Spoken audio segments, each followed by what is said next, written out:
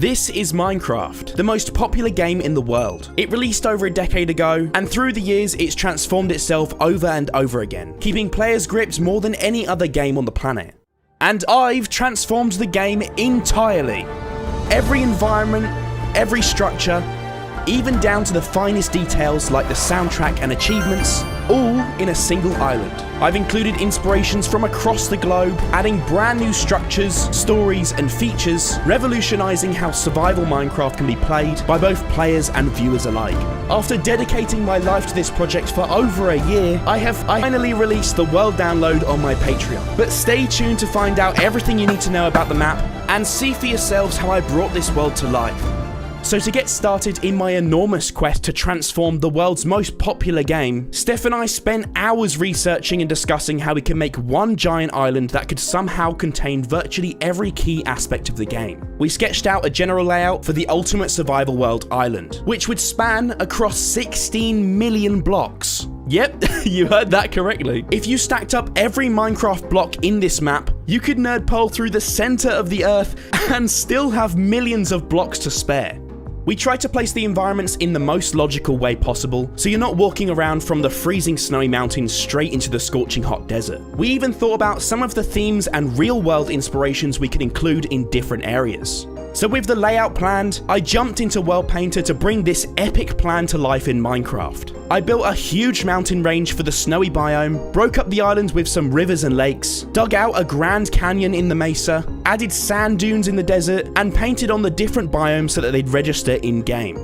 And as you can see, this island is enormous, and we have a heck of a lot planned to fill it.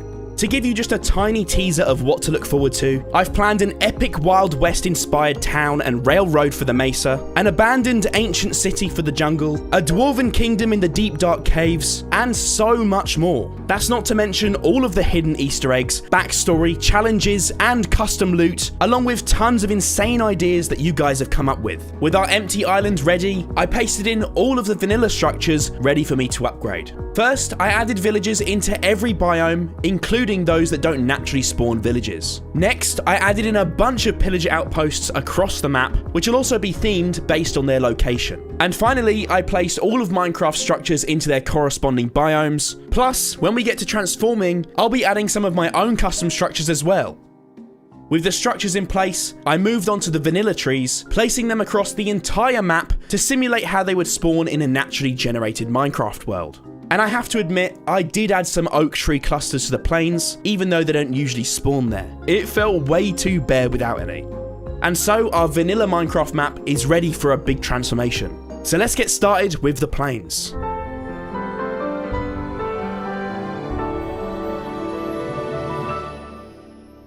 For our first transformation, I wanted to keep things pretty simple and true to the original game, especially since the plains is the most common biome in Minecraft, and it's the central hub and spawn point of our island.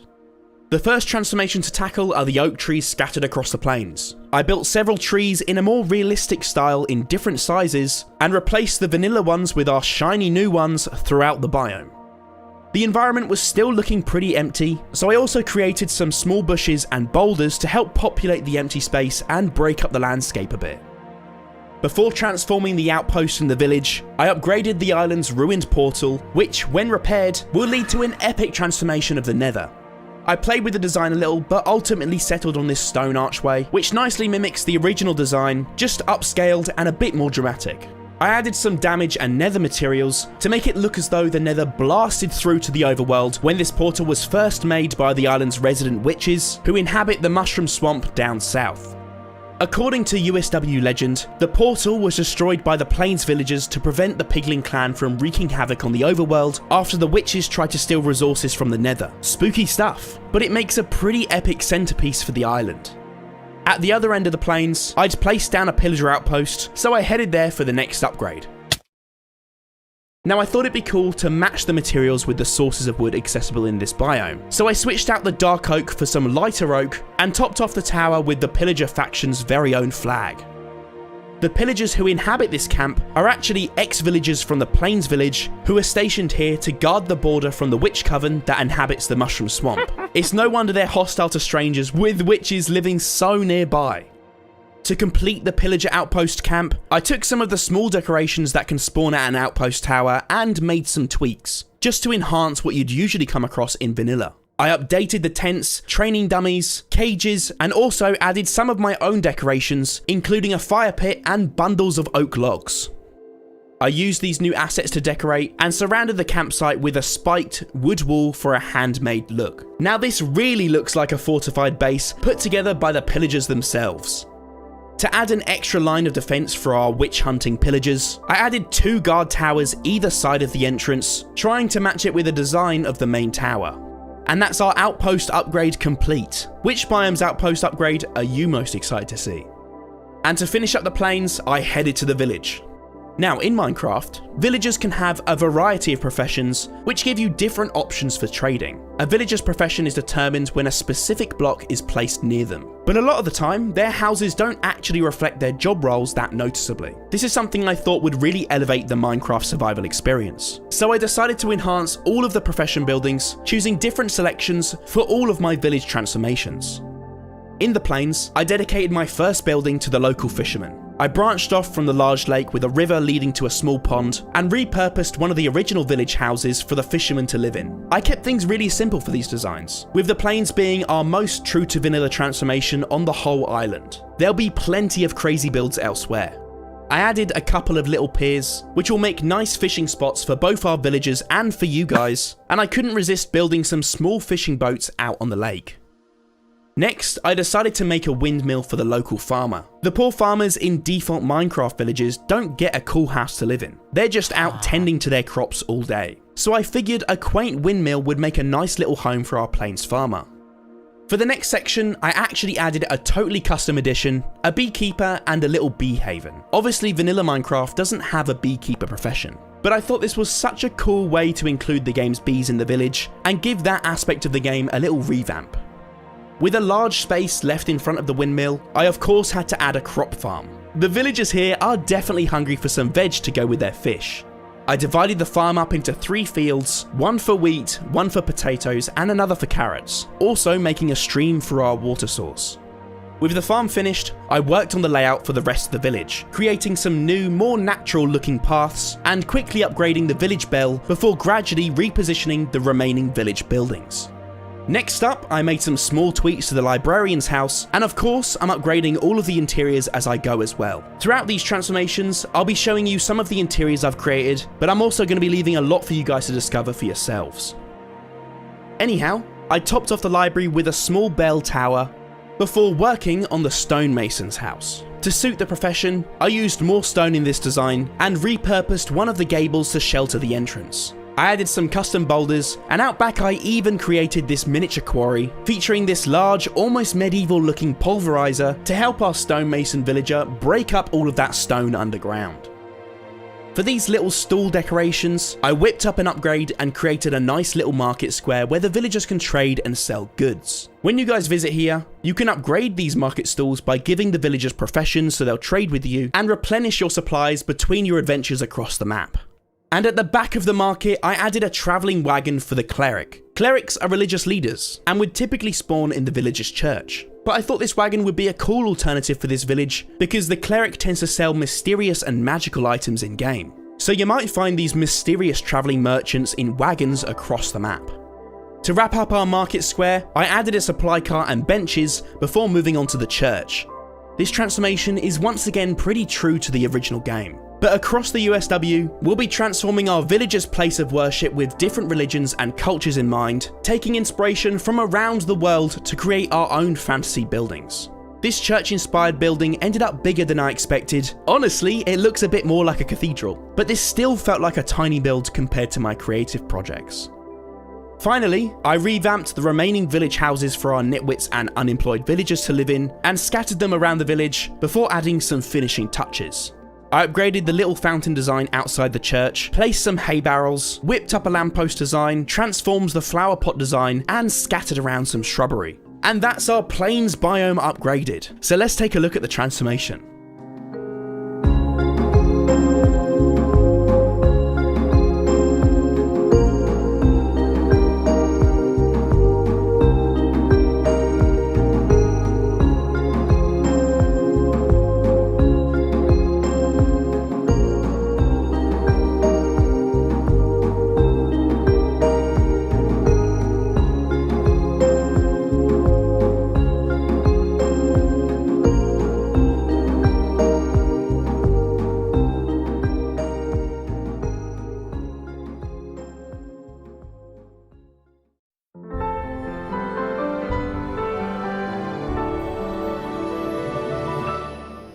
I thought the mushroom and swamp biomes complemented each other nicely, so I combined them to create the ultimate spooky, witch-infested island. To connect our mushroom swamp to the main island, I built a medieval-style gatehouse and bridge before adding some damage to the middle section. There's a reason the Plains villagers have stationed an outpost so close to the border. This peculiar looking island once looked much like the Plains, with fields, trees, and quaint little houses, until one day a child from the Plains stumbled across the bridge, and her curiosity took her across. She spotted a beautiful glowing altar in the centre of the village and went to investigate, discovering an assortment of crystals, candles and dried flowers, shrouded in a vibrant green glow. Curious, she picked up one of the crystals and heard a loud shriek from the other side of the mysterious village. She'd accidentally broken an ancient spell, used by a coven of witches to disguise themselves from the outside world. The girl made a run for the bridge, as her surroundings began to transform around her. The terrain became more menacing, the fields were becoming waterlogged, the trees were transforming into giant mushrooms, and the once quaint houses started to look unusual and creepy. As the girl neared the end of the bridge, the witch who had discovered her sent a spell after her in an attempt to protect the coven's secrets. The girl escaped unscathed, but the bridge was badly damaged. Since that day, no one has ventured to the island to see what remains. Some even say there's a mysterious ogre who lives deep within the swamp. And so that wraps up our spooky mushroom swamp transformation.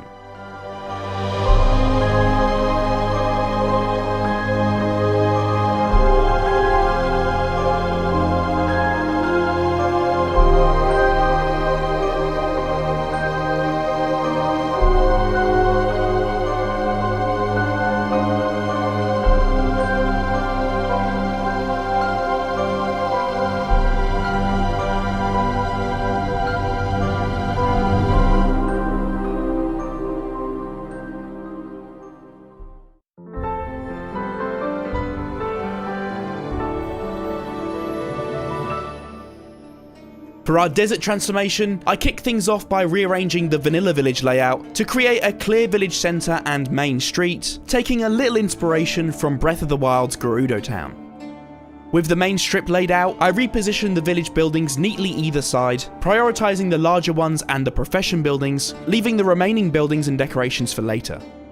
Our first profession building of the village is none other than the Shepherd. This Shepherd is actually a very important character in USW lore, as he once lived in the sandstone ruins which lie just across the dunes. In fact, the villagers who lived here narrowly escaped a grisly fate, and rebuilt their lives in this village after they escaped the evil pharaoh who once ruled these lands. Anyhow, next up I built a house for the stonemason. I tried my best to match these buildings to the surrounding environment, meaning they're predominantly made up of lighter materials that are found in the area, to beat off that scorching desert sun, with colourful draped cloth providing some shade. And with our stonemason complete, I moved on to the village library, for which I took inspiration from mosque architecture. I tweaked this design a little later, as I didn't want to take away from my transformation of the vanilla place of worship, which is coming up. Honestly guys, the best part about building this for survival is that I get to challenge myself with different themes whilst keeping things survival friendly, which includes adding interiors to every single building. Now moving on to the toolsmith. I stuck to the same theme here, but added plenty of furnaces so the local toolsmith can forge and create a variety of tools for their fellow villagers to use.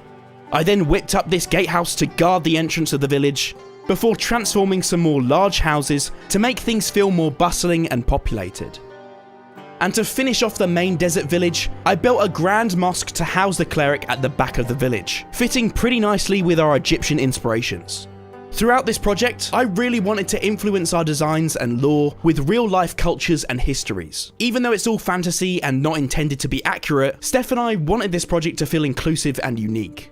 For this particular place of worship, I used the Mosque of Muhammad Ali as a reference to create my own design. And seeing as the desert and jungle are historic allies in the ultimate survival world, it was only fitting that the jungle supplied the desert with some new wood to rebuild their village following their escape from the evil pharaoh. So you might spot some jungle wood around the village, which complements the sandstone and terracotta really nicely.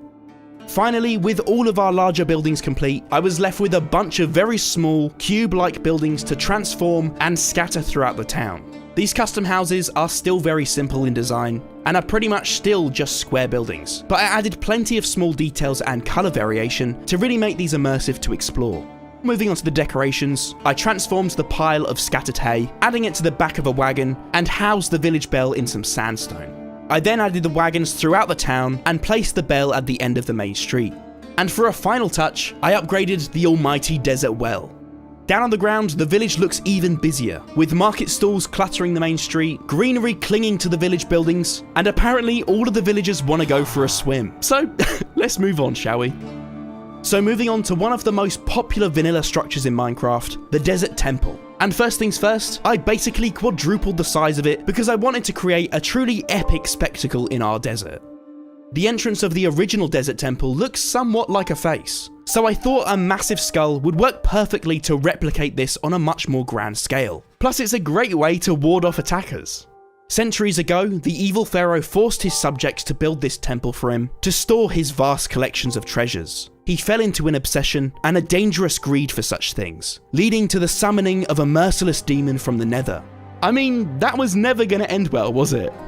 Anyhow, this skull was actually from an old build of mine, so I made tons of adjustments to the sculpt to make sure it fit nicely as an entrance to the temple, finishing up by igniting the skull's eye sockets and creating a staircase leading inside. The other main feature of the vanilla temple's design are these two large towers that sit on the front two corners of the pyramid. On these pillars, the pharaoh demanded that the eyes of the sun god and the moon goddess were to be etched, as he believed that this would grant the building and its precious contents protection during both the day and the night. On the second level of the tower, I built a statue loosely based on an ancient Egyptian Medjay. The Medjay were an elite force used to protect valuable areas, so they're a perfect addition to our paranoid pharaoh's temple. Next, I added crenellations and built a snake symbol on the other side, as this was used to symbolize royalty in ancient Egypt. Plus, our evil pharaoh wanted to remind those pesky sandstone villagers who was boss. And to top these menacing towers off, I added a couple of giant fire braziers before completing the exterior by splitting the main body of the pyramid into 3 sections and creating walkways on each level. I added further fire braziers to decorate and a protruding section on the pyramid side to create some side entrances and make the shape a little more interesting. I then repositioned our desert temple in the terrain, blending the sand dunes to sit flush with the build. And of course, we can't forget the interior. I wanted to go for a very clean interior to match that of the vanilla pyramid, and to leave plenty of space for the pharaoh's collection of treasures. Although, they're actually no longer hidden in here, so I think you might have to search for them elsewhere. Our menacing pyramid is complete, and beneath lies the pharaoh's tomb, filled with the remaining treasure and secrets. Just be sure you don't miss a step, as it's rigged with booby traps. And to add that Trixie Blocks twist to this desert, I wanted to include a few custom builds, starting with the sandstone ruins. The desert people who once lived here grew tired of the evil pharaoh's cruelty, so they sought the help of the jungle to overthrow him. The pharaoh grew wise to this plot, and in his anger, he summoned a wither to wreak havoc on the people. But the wither turned on the pharaoh, after destroying the ancient village and leaving it in ruins, as you can see. Many of the people fled to other regions before returning to their homeland years later to start again, gradually establishing themselves in the nearby village. These ruins are a reminder of the destruction caused by the last known person to summon a wither. Perhaps until one day an epic Minecrafter like you will take on the challenge. These ruins are great fun to explore, and you may just find some old hidden treasure and story within. Another feature I wanted to add to spice up the desert was an oasis or two, so I dug out an area and built several palm trees at varying heights. I pasted them in clusters and decorated with plenty of greenery. I included a bunch of tropical fish and even a few turtle eggs as well. Stumbling across these on your adventures could be a real lifesaver, but you better just hope that it's not all just a mirage. Moving away from the desert and towards the beaches, it's time to transform Minecraft's shipwreck. Now, this particular shipwreck was struck by a devastating spell by the nearby witch coven on the mysterious Mushroom Swamp Island. Pirates from a distant land had got their hands on the first clue to the treasure hunt leading to the lost treasure of the evil pharaoh and made their way to the island. They ventured too close to the witch's domain, leaving their ship wrecked on the USW beaches, and the pirates themselves seemingly lost to the sea. So with our lovely, unbroken ship built, it's time for a little destruction. These kind of tweaks take a ton of manual work, but the results are always worth it. After fixing things up, I built some tattered sails hanging limply from the masts after being left to rot. Perhaps on the inside, there are some clues about what really happened, or even the first riddle to a huge treasure hunt involving dangerous quests that span across the entire map. And I guess you'll have to find those out for yourselves. And since I'd already placed another vanilla shipwreck on the beach next to the jungle, I decided to change things up and make this into an actual ship, sailing in to explore the uncharted lands of the jungle. I made some changes to the colour scheme of the hull and added the shrouds, which is the rigging that stabilises the masts. And then I worked on the sails, which took a little bit of time as I made them organic, as though the wind is blowing into them at a slight angle. I added in a foresail at the front before finishing the rest. Since I was going for that black pearl vibe, I thought it would only be appropriate if the sails followed suit. I suppose she looks a little less tatty and weather beaten, but I guess this was around the time when Captain Jack first obtained the ship, so she's not too battered and bruised yet. Why is the rum gone? Here you can see her in all of her glory approaching the jungle's beach. Perhaps there's something hidden there. Captain Jack wouldn't be making this journey for nothing. You'll also find a rowboat at shore. Let's hope those pirates don't nab whatever they're looking for before you guys get the chance. And our desert transformation is complete.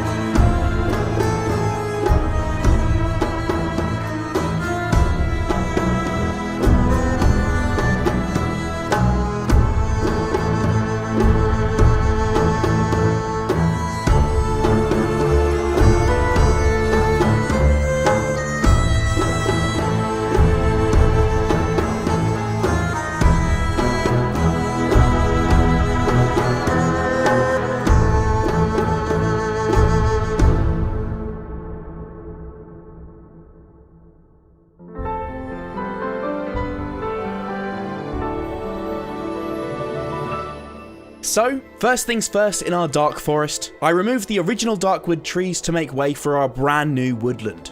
And as you can see, I really wanted to upgrade the scale of these trees dramatically to create a spooky, fantasy forest like something from a fairy tale. And because I'm building a survival-friendly world, I had to ensure that the trees had enough branches to stop the leaves from decaying once placed. I ended up building 4 different trees, making sure they had enough variation in height and shape to avoid a repetitive looking forest. I thought it would make sense to create a few little man-made bridges to connect the plains biome to the darkwood at different ends of the biome. Perhaps this was built by the villagers to aid in travelling across to trade in each other's biomes. Okay, now it's time for some major changes. I really wanted to add a bit of variation to the landscape, especially around the main village, as the biome previously felt way too flat. So I quite literally repositioned and pasted an entire mountainscape here. Then, I cut through the entire biome to create a river flowing through and connecting to the large lake in the centre of the island. With that done, I started layering the landscape up the side of this hill to create a tiered effect, as this would be the foundations for our new village. As you can see, I dug out a few routes for some rivers and waterfalls, stemming from a large lake of water that sits behind the village, encased in some mysterious mountain peaks.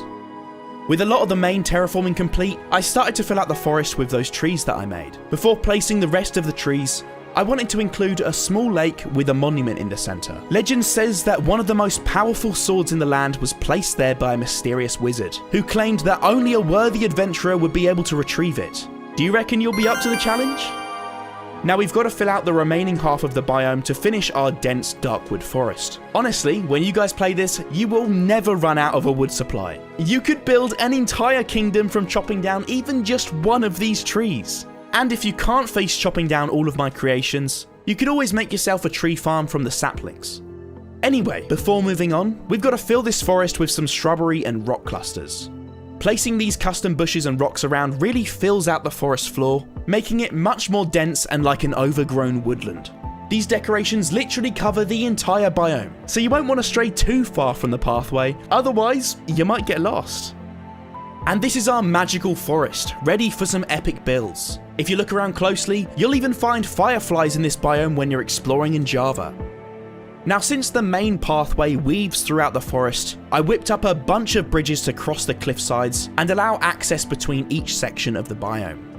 So starting with the first of our profession-based buildings for the Darkwood village, the cleric, or I suppose in this case, the rabbi.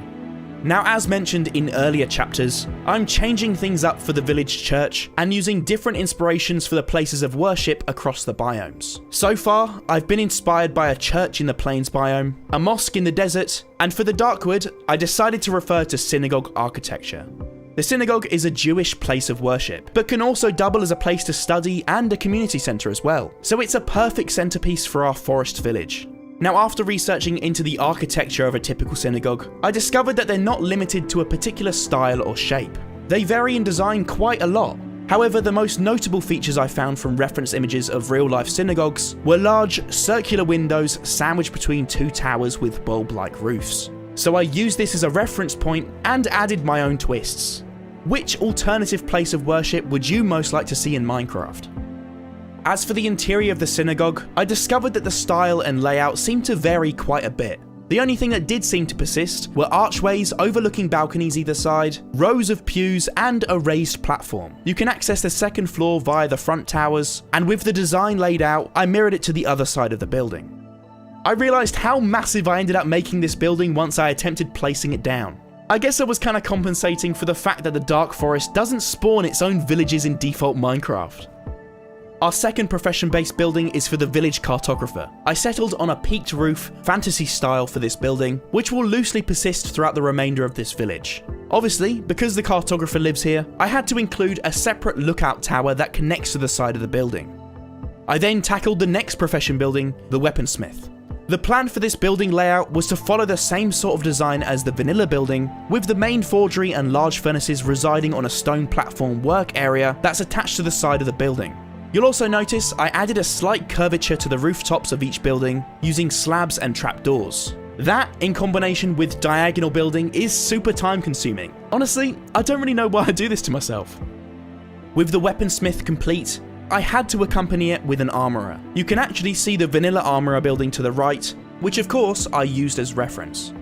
And with the main profession buildings complete, I placed them at different levels across the village. As for filling up the remaining space, I used my trusty red wool to plot out a guideline for the remaining village houses. From that, I started building up individual village houses on loads of different angles. I really limited my use of World Edit here and had to create these houses by hand, but it avoids repetition and creates a way more immersive environment for you guys to explore, especially with all of the interiors. Now, to add even more variation to the village and to enhance that fantasy theme, I included some Hobbit-inspired houses embedded in the different layers of the terrain. I built the original Hobbit house normally and had to include a few diagonal variants along the final top layer of the village. Even though I didn't plan to include the farmer profession in this biome, I thought it would fit nicely in one of these flat spaces I created up on the hillside. Plus, I couldn't leave these villagers going hungry. And to bring our little custom village to life, I redesigned a few small decorations, including a cart, a small flower bed, a lantern, a bell, and a well to scatter around the village. But it was still missing a little magic.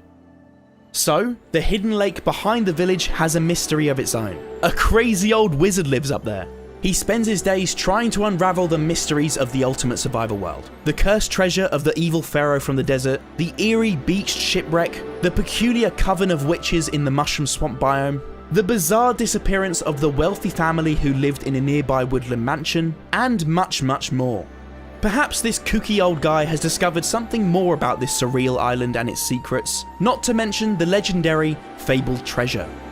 As you can see, I went for a traditional wizard tower vibe, sticking with the materials that match the rest of our Darkwood forest. To make this tower a little more wacky and puzzling, I added plenty of smaller rooftops to the main tower to finalise the design. And that's our custom village complete. So, what do you guys think of it? And finally, we're moving on to the Woodland Mansion, which literally could have been an entire video on its own. So as you can see, I'm starting with the entrance and really trying to channel a menacing vibe into my building. Now, I've seen a few Woodland Mansion transformations that give off a sort of ski lodge or log cabin vibe, which is cool, but I think a mansion should look a little more intimidating and ominous. For the main entrance, I opted for this grand design, with 3 feature windows at the top and a harshly sloped roof. Even though the original Woodland Mansion's roof is super flat, I thought I could take that feature and put my own spin on it with a harshly sloped roof, since it still has a large surface area. To make the front even more grand and imposing, I decided to add towers on either side. Now, I don't know about you, but I'm definitely getting spooky vibes already. I got to work adding plenty of details whilst still maintaining some semblance of the original design, before repositioning things so that the serious building can start. Once said to be home to a rich family of merchants, this ominous mansion contains many secrets. Trading across the vast regions of the Ultimate Survivor world, this family learned many secrets about the island, its history and its inhabitants. Many attempted to infiltrate the mansion, in hopes of uncovering ancient secrets or hidden treasure. But the wizard cast protective enchantments to help keep the family safe. One day, the family mysteriously disappeared without a trace, and the mansion is now said to be home to far more fearsome inhabitants these days. I wonder if you guys will be able to work out what really happened. Anyhow, with the front and sides of the mansion complete, I thought it would be cool to create a courtyard in the centre, with a bunch of walkways, balconies, roof variation, and even a clock tower. I mean, it doesn't actually work, but hey, it's still accurate twice a day. I then finished up by adding tons of extra details. These kinds of features take tons of time to plan and design, but they can really elevate your Minecraft build to a whole new level. I don't know about you guys, but I can definitely imagine the merchant family living here in its heyday. Now, with the exterior of our new mansion complete, I spruced up the surrounding environment to match our shiny new build. I whipped up several mountains to surround the mansion and provide a more interesting and intimidating backdrop. Having said that, I actually returned here later in the project and made some drastic improvements to the terrain after learning more building techniques. But that's for a later chapter.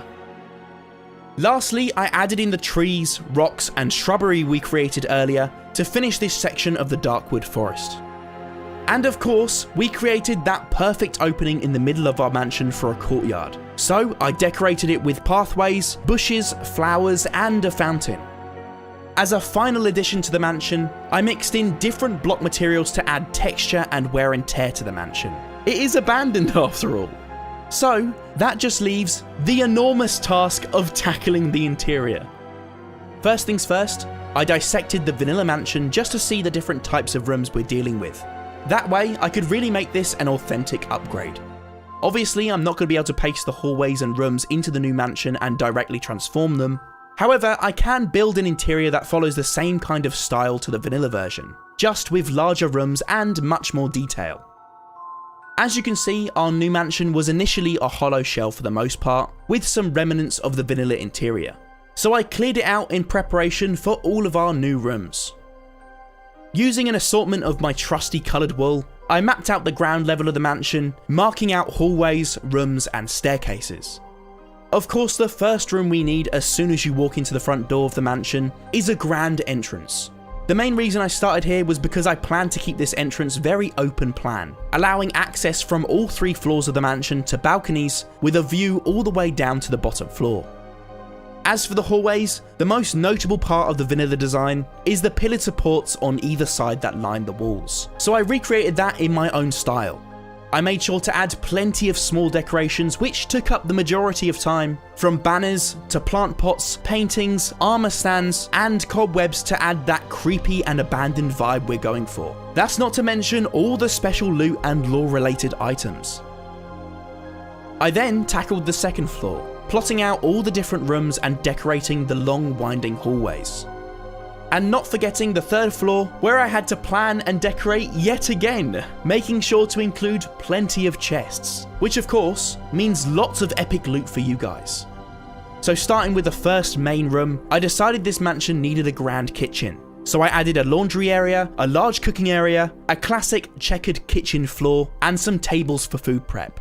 I then added some sinks, lighting, chests, towels, well, banners, and a whole lot more to really bring the kitchen to life, as if it was left this way many years ago when the Darkwood merchants disappeared. Next up is the grand bedroom. We can't have a mansion without a classic 4-poster bed. I also added a nice big rug, a bookshelf, a little grandfather clock, a wardrobe, and some armor stands. This family's ancestors were famously members of the USW Order of Knights, so they have a pretty sweet collection. Another essential room in a classic mansion is a big old dining room, so that's our next stop. I added this long table and chairs as well as some decorations, and of course taking a few bits of cake to keep me going through all of this building. Now for a cozy library, where the merchant family wrote their diary entries and gathered to tell each other stories. Honestly guys, I don't think anyone could read all of these books in one lifetime.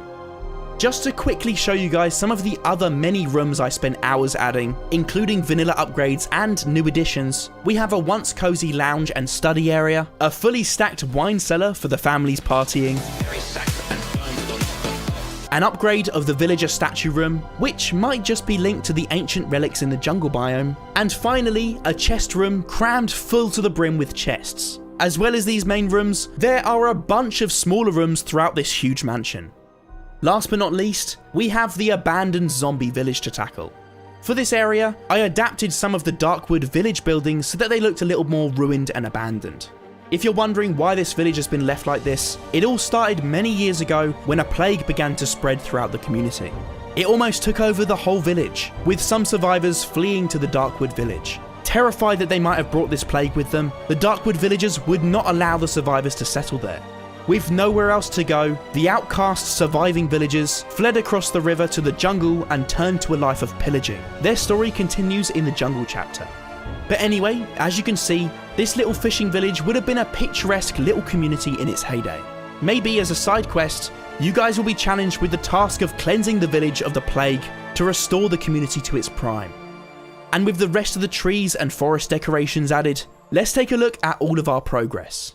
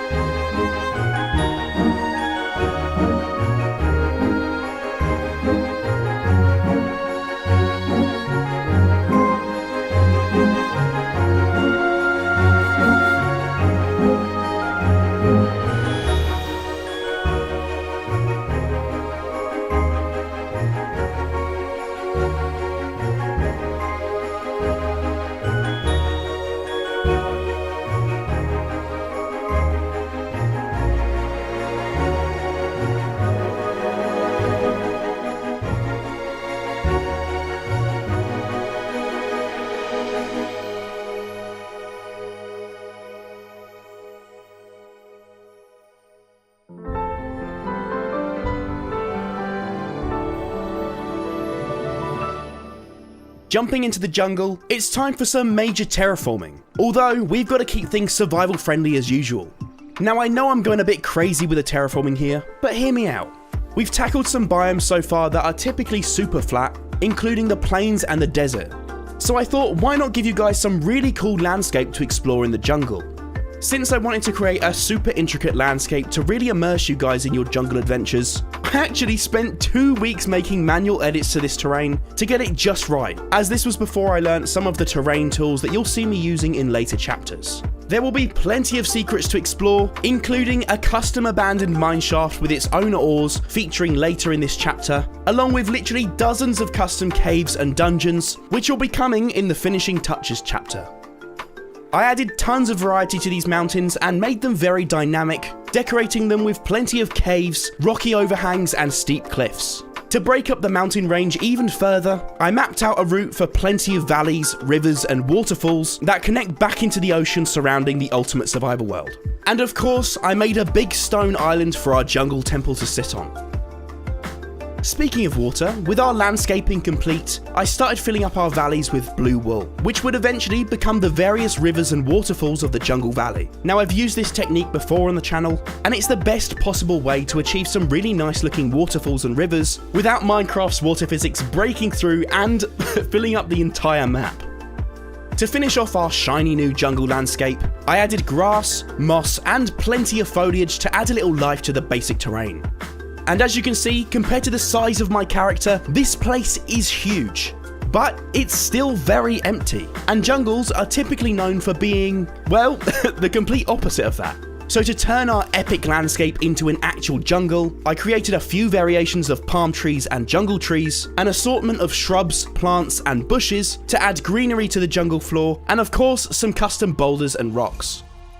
Now, I had to start in true Jumanji style and create some giant statues to guard the entrance of what will soon be a legendary ancient city. To give you guys some context, the jaguar was worshipped in Mayan culture, and it's often associated with power, bravery, and foresight.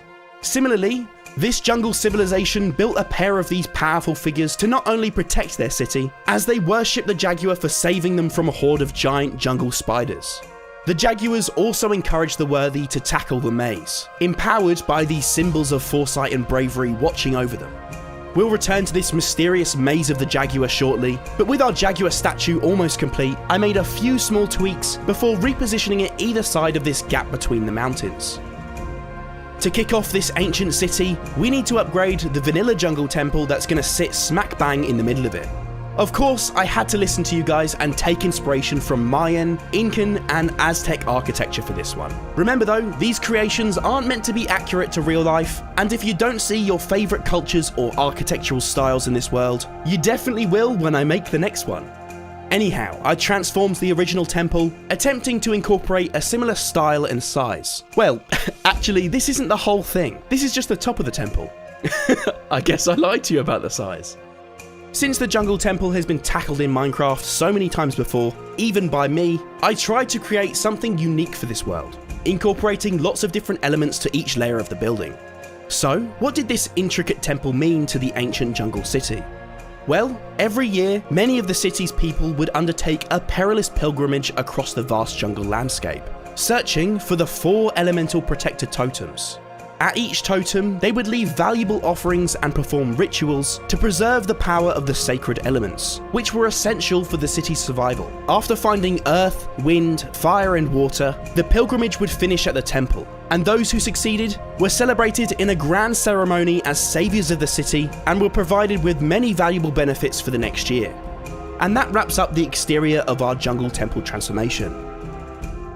And so, to tie our temple to its equally grand surroundings, I did some terraforming to make some space for the main bridge to the city, creating walkways to connect things up, as well as some more foundations around the base of the temple to support this massive structure. Out the front of the temple, I created this Mayan-inspired statue head that will act as a water duct. I added some streams that filter off through these stone channels and out the mouth of these abstract faces to add a really magical vibe to the temple. For the interior of our giant new jungle temple, I was able to include many walkways, balconies, and other areas for you guys to explore with plenty of hidden loot, thanks to the multiple levels of this structure. As you can imagine, this temple was hugely important to our jungle civilization, being fundamental to many of their rituals and ceremonies. It's even rumoured that the Jungle King is buried deep within the temple with his most precious possessions, protected by dozens of booby traps.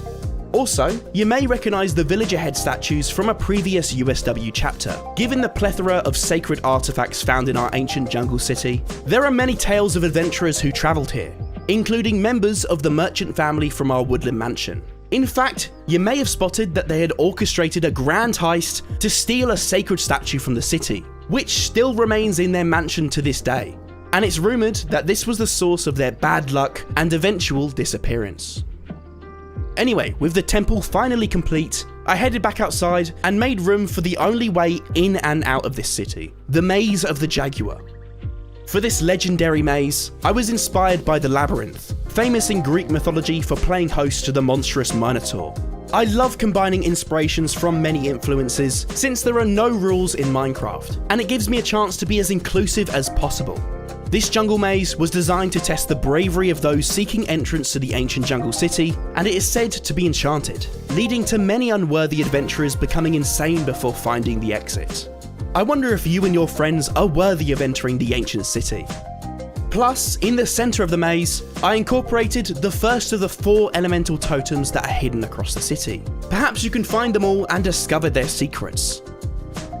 This earth totem was created to keep the ground fertile, bringing the people a good harvest and protecting the land from natural disaster. However, to keep these protections alive, the elemental totems required offerings, hence the pilgrimage undertaken by the jungle folk. Unfortunately, one year, a desperate thief took on the pilgrimage, stealing her offerings from her fellow people in hope that she would enjoy a comfortable life the next year. Her deception tainted the rituals, and the protection provided by the totems for centuries was tarnished. Eventually, the city dwellers could find no fertile land, their water was contaminated, and their hunting ventures always ended in fatalities.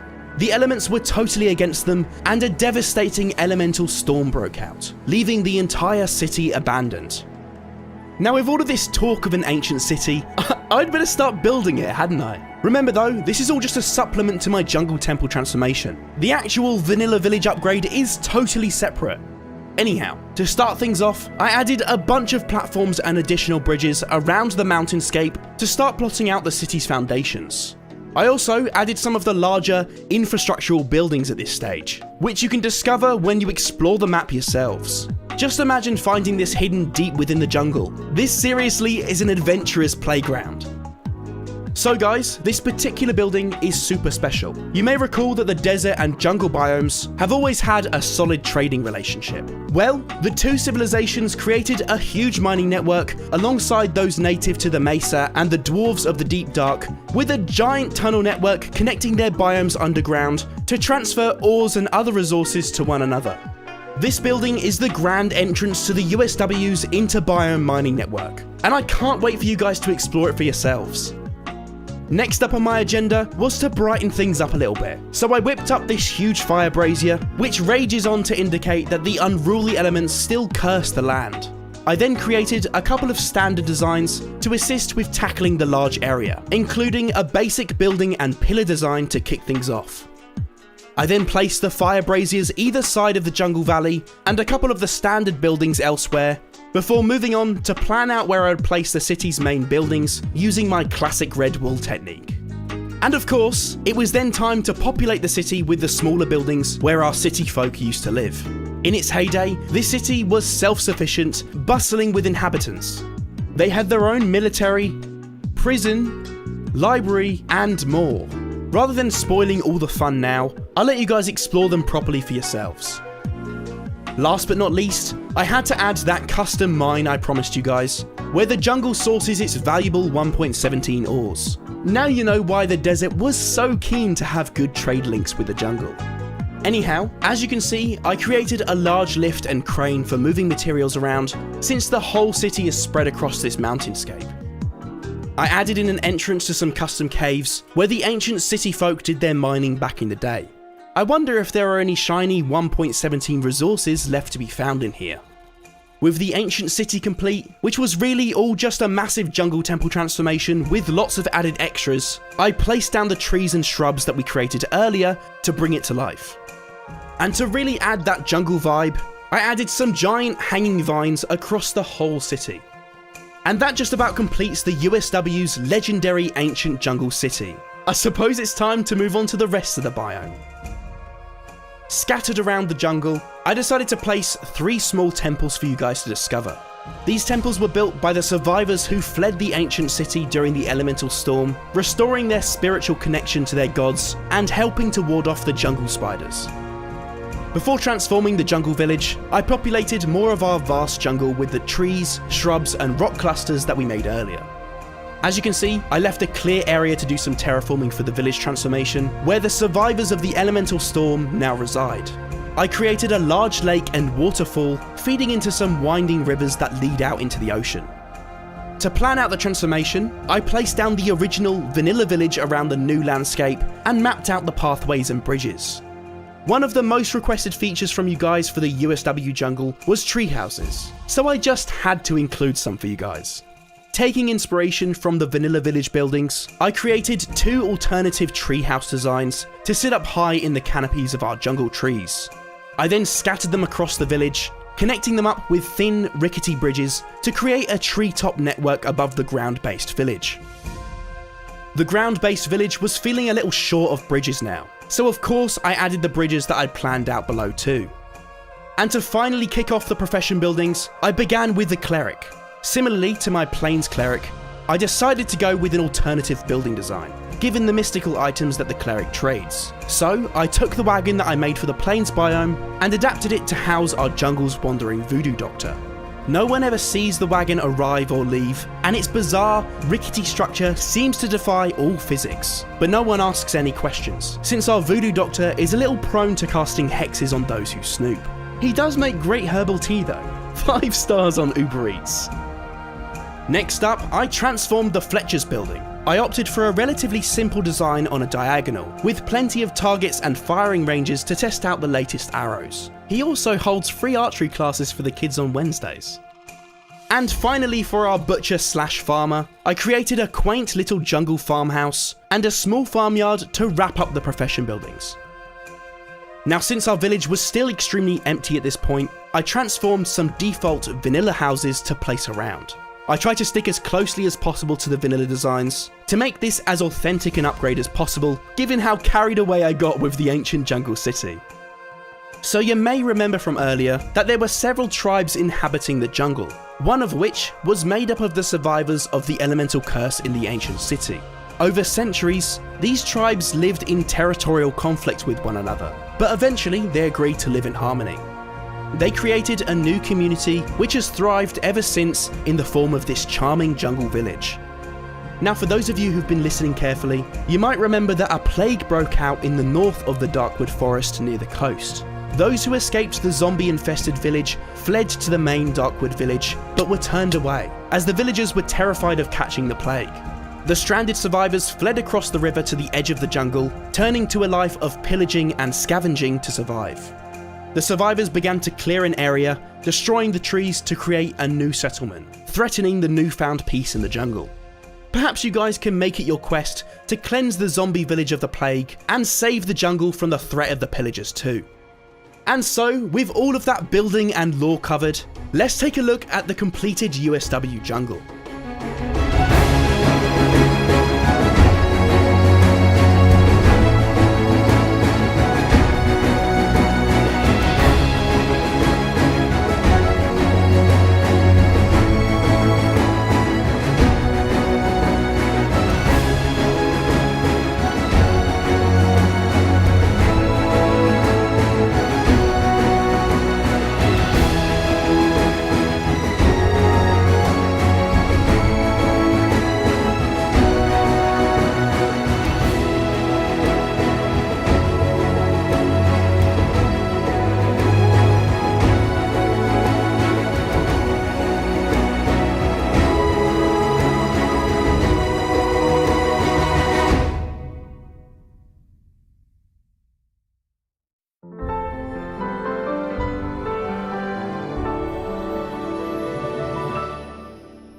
To kick things off, I decided to do a little bit more terraforming than I first planned for this biome. I wanted this biome to feel like an enhanced version of how this kind of environment looks in the real world, with plenty of stacks to break up the landscape to make for some more exciting survival exploration and adventures. And as usual, I spent far too long fiddling with the terraforming, since the main goal here is to make sure you guys are fully immersed in this world. Eventually, after many hours of tweaking and adding cacti instead of classic old broccoli trees, I was happy with the environment and ready to move the vanilla town out of the way to upgrade it. And yes, I had to add my own vanilla town since the mesa doesn't spawn its own naturally. Bit rude of Mojang to leave them out really. Now, to start on our village, which will actually be based on my interpretation of a Wild West town, I'm building our first building, which is the weaponsmith. When planning this village, Steph and I realised that so many professions suit this biome, which led us to incorporating a whole bunch of building types, some of them corresponding with in-game Minecraft professions, and others based on what sprung to our minds when we thought about the Wild West. As you can see, I've tackled both the weaponsmith and toolsmith Minecraft professions, mainly from a more realistic, practical standpoint, but also because I love the idea of a steampunk Wild West. Imagine all of the cool steampunk mining tools that they could create. Next up, I just had to include a leather worker. Honestly, I don't think I can imagine a single Wild West scene in my head without copious amounts of leather involved. I topped off the building with a little water tower and scattered some barrels, another Wild West staple for some decoration. Now, to honour Minecraft's dungeons, I had to incorporate a little jail into our western town, along with a classic sheriff's office. Having said that, this town was actually founded by a group of outlaws, who journeyed across the USW's biomes, wreaking havoc for years, before invading the Mesa and settling there, destroying the resident Wolf tribe's village and chasing them away to the savannah. I'll let Steph tell you more about the lore in her USW movie series. But for now, let's continue with these village buildings. As you can see, I decided to get a bit more colourful for our bank and hotel buildings, and if you look at real Wild West towns, some of them were actually pretty colourful too. I decided to add a bit of height variation with the hotels as well, and I am of course doing all the interiors. I'm just not going to show you guys since I don't want to ruin the surprise for when you play the map for yourselves. Before you start panicking, don't worry. We are of course building a saloon. Our resident outlaws definitely deserve a drink after all that looting and pillaging. Well, maybe they don't, but there's no way I could deny our Mesa miners a cold drink when they come to visit. Just wait until you see where they have to work every day.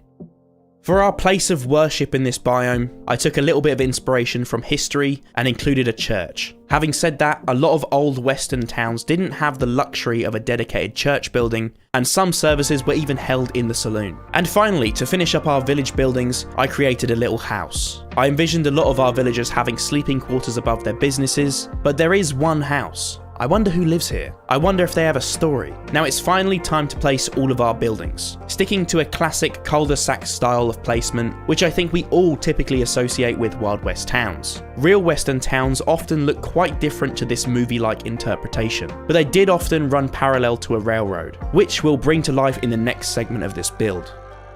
To decorate the village, I of course had to include a water tower. Water towers were actually used to supply water for steam trains along the railroad lines, so they're much more than just a cool looking decoration. To go hand in hand with the water tower, I built a windmill. These windmills were actually used to pump water, which would be stored in the water towers, and that's why you often see them depicted together. I also built a stagecoach, which would have been used to transport passengers from place to place, and came up with a couple of smaller wagon designs, a well, a stack of barrels, and some gallows. Perhaps a little morbid, but often history can be. And to finish up this segment of the build, I scattered the decorations around our Wild West town. I think these finishing touches really bring a build to life.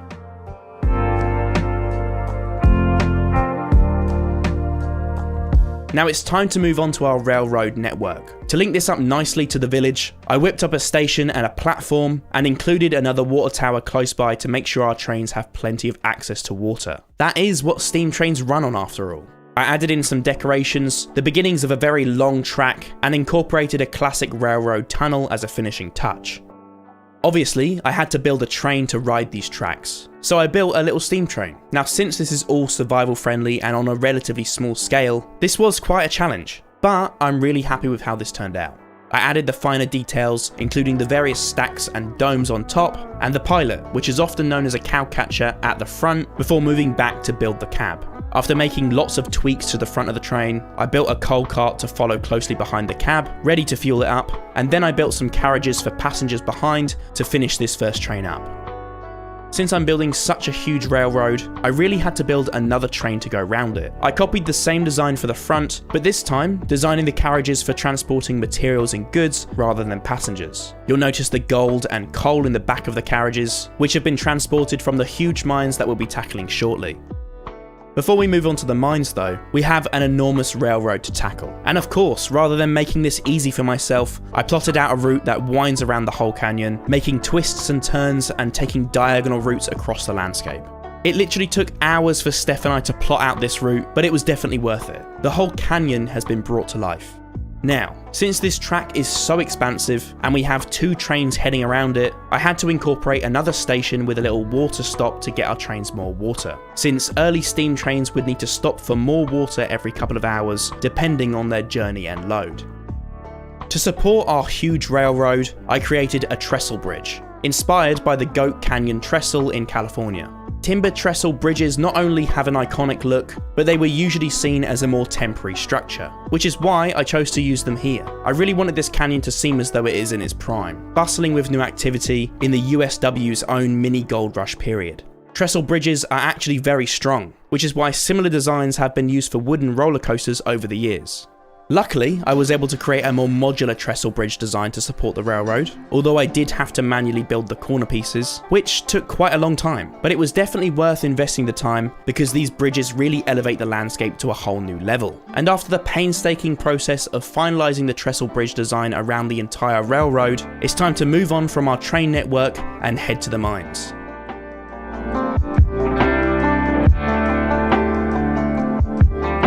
To kick off the mines, I took my crane design from the Jungles mines and placed it down in the canyon, which may seem odd at first, but hear me out. When the Outlaws took over the mesa, they were mostly driven by greed, having heard that the land was full of gold and valuable resources. When they first came to the canyon to begin mining the land, they discovered an ancient tunnel, which led to the inter-biome mining network. This ancient network connects several biomes via giant underground tunnels. You may remember me mentioning it when we tackled the jungle. So, the crane design here is the same as the Jungles because the Outlaws travel to the ancient jungle city, stealing the crane design for their own mines and saving themselves lots of planning time. Let's just hope that they haven't stolen all of the jungle mines resources by the time that you get to play the map for yourselves. Anyway, as you can see, I'm building several overhanging mining buildings on stilts, incorporating a lift with several different levels so that the miners can move resources around easily, mainly refining coal and gold, ready to be transported around the USW. With all of these extra buildings, this is really shaping up to be a little mining town of its own. One building I really loved creating was this sluicing mine. This method of mining is often depicted with an exaggerated building with crazy pipes all over the roof, and it's something I remember seeing as a kid. Steph said it's from Club Penguin, but I digress. Sluicing uses sloping water channels to break down the earth containing gold. So our mesa miners will be beavering away in the caves, dumping a mixture of gold and earth into their mine carts and sending it up for the sluicing to get the end product. But of course, there are different materials and methods being used across these mines. So a larger crane was definitely necessary here. Now we haven't yet tackled the pillager outpost, and I thought that it would be a great addition to the mines. The mesa is home to the Outlaws anyway, so you would certainly expect to see a few outposts and watchtowers overseeing their precious mines. To keep some consistency between the outposts across different biomes, just like vanilla Minecraft, I repurposed the outpost I created for the plains, redesigning the roof in a more western style and changing up some of the materials and finer details to differentiate it further. I then added a more temporary campsite for those stationed at this watchtower, as they would have different duties to the miners and would likely move from outpost to outpost, since I placed another 2 around the mining canyon. Since there are going to be so many materials and supplies coming in and out of this mining area, I knew that I had to add in an extra train station here, just next to the outpost so that the workers can easily catch a train back to town if need be. And finally, to create our actual gold mines. Now, without giving too much away, I've dug out several tunnels weaving through the canyon, incorporating a whole minecart track network as well. It's honestly like a miniature roller coaster. If only mining was this fun in real life. To finish up this area, I added in some stairs to connect up to the cranes so that our mesa miners can operate them without clambering up the side of the canyon. I also incorporated some extra platforms and pathways, creating a dock area near the water's edge to provide another means of transporting goods from the area, with another dock at the town to receive goods and send out supplies. To come up with some final decorations, I copied some of the wagon designs from the main town, changing their contents to dynamite and ores gathered from the mines. Then, I built a custom wagon to transport a larger load of dynamite and TNT, before finally creating a smaller crane based on a previous design that I made to load and offload goods around the dock area. I scattered these decorations across the mining canyon and placed down 2 steamboats that I previously designed from my survival series with Steph. I also mixed in raw gold, iron and coal blocks into the piles of barrels, just to add a little variation. And with that, the mesa is complete.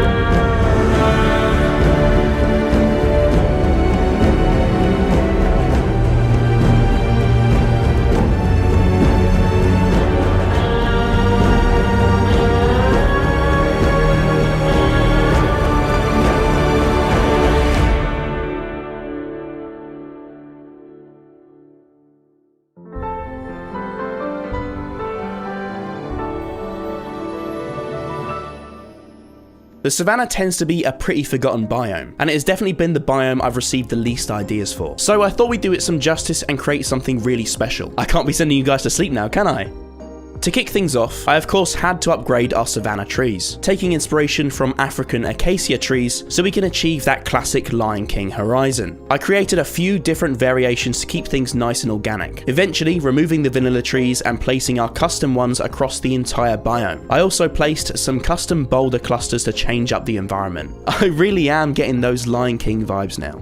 And as you can see, our environment is now freshly upgraded and ready to be filled with some crazy builds. I started by plotting out our cattle field with a custom fence, being sure to make plenty of room for our cows to graze. I also included a classic ranch entrance sign to fit with the rest of the mesa buildings, before relocating this to the actual entrance of the ranch and plotting out some pathways, along with some coloured wool foundation plans for all of the ranch's buildings. Next up, I tackled Crazy Pete's house. He's got to have a cozy home to relax in after a long day on the ranch. Steph did the interior for this one, and apparently he has a beer tap above his sink rather than a regular tap. I guess that's why she's named him Crazy Pete. Then I whipped up this large barn, building it on a diagonal to keep things from looking too regimented before bringing over a couple of decorations from the Mesa town, including the water pumping windmill and the water tower to accompany it, since we don't want our animals getting too thirsty. They can't survive on beer alone like Crazy Pete. And of course, I couldn't forget to add in some stables. You guys were sad not seeing them in the Mesa, so of course I wanted to dedicate a part of the ranch to the stables, incorporating the stable hand's house on the end. Now to finish up our ranch, I created this cattle shed in a classic cartoon-like barn style, with a small outcropping for feeding, as well as another windmill and water tower to make sure the cows' water troughs are kept nice and full.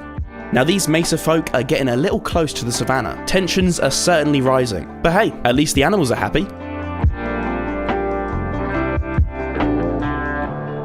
Not too far from the ranch, we're going to be building our wolf tribe, taking some inspiration from the Native Americans.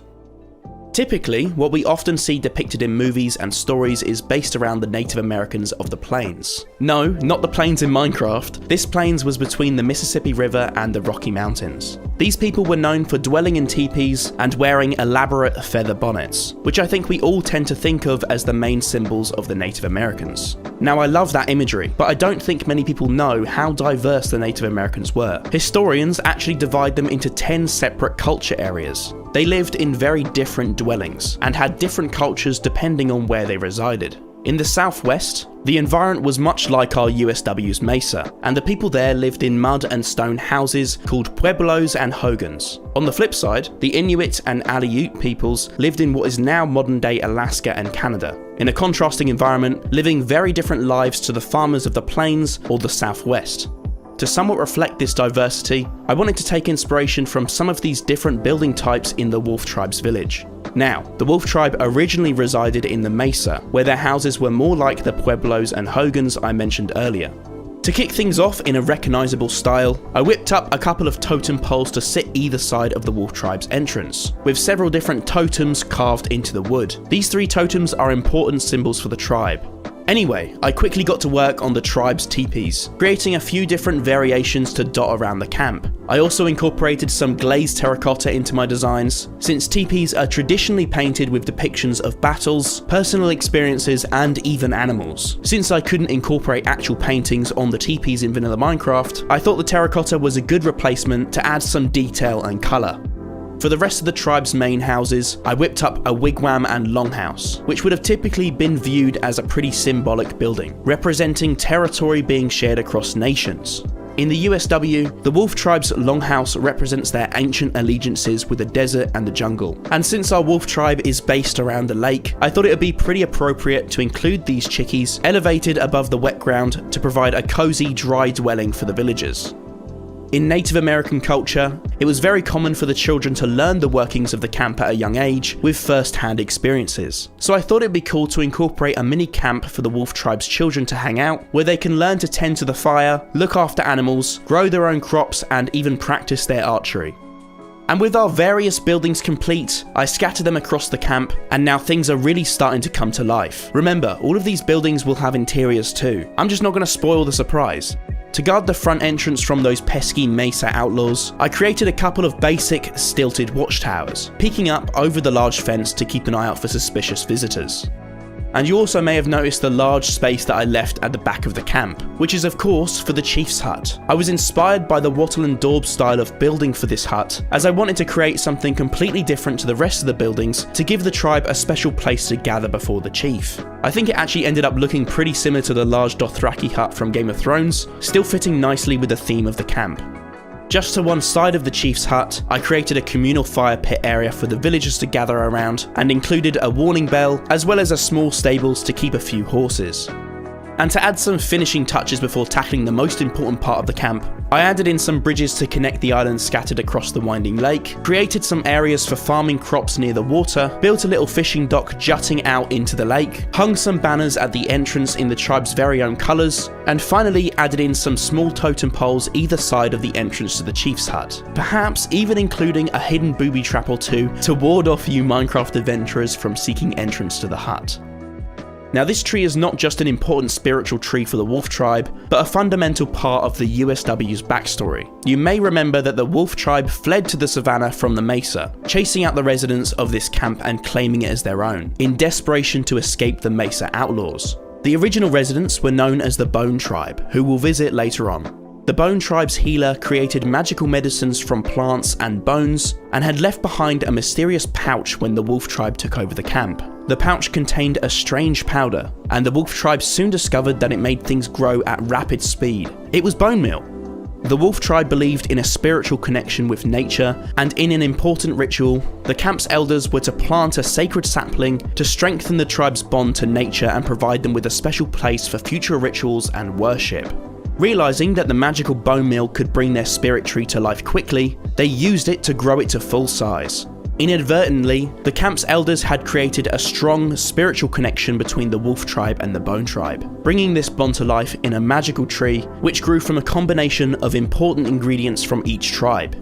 The spirit tree called out to the Wolf Tribe chief, as well as the elders, encouraging them to reconcile with the Bone Tribe after they had forced them out of their home. The two tribes were now linked through nature. It was fate that their paths would cross, and if they were to stand a chance against the ever-expanding Mesa outlaws, their alliance was essential.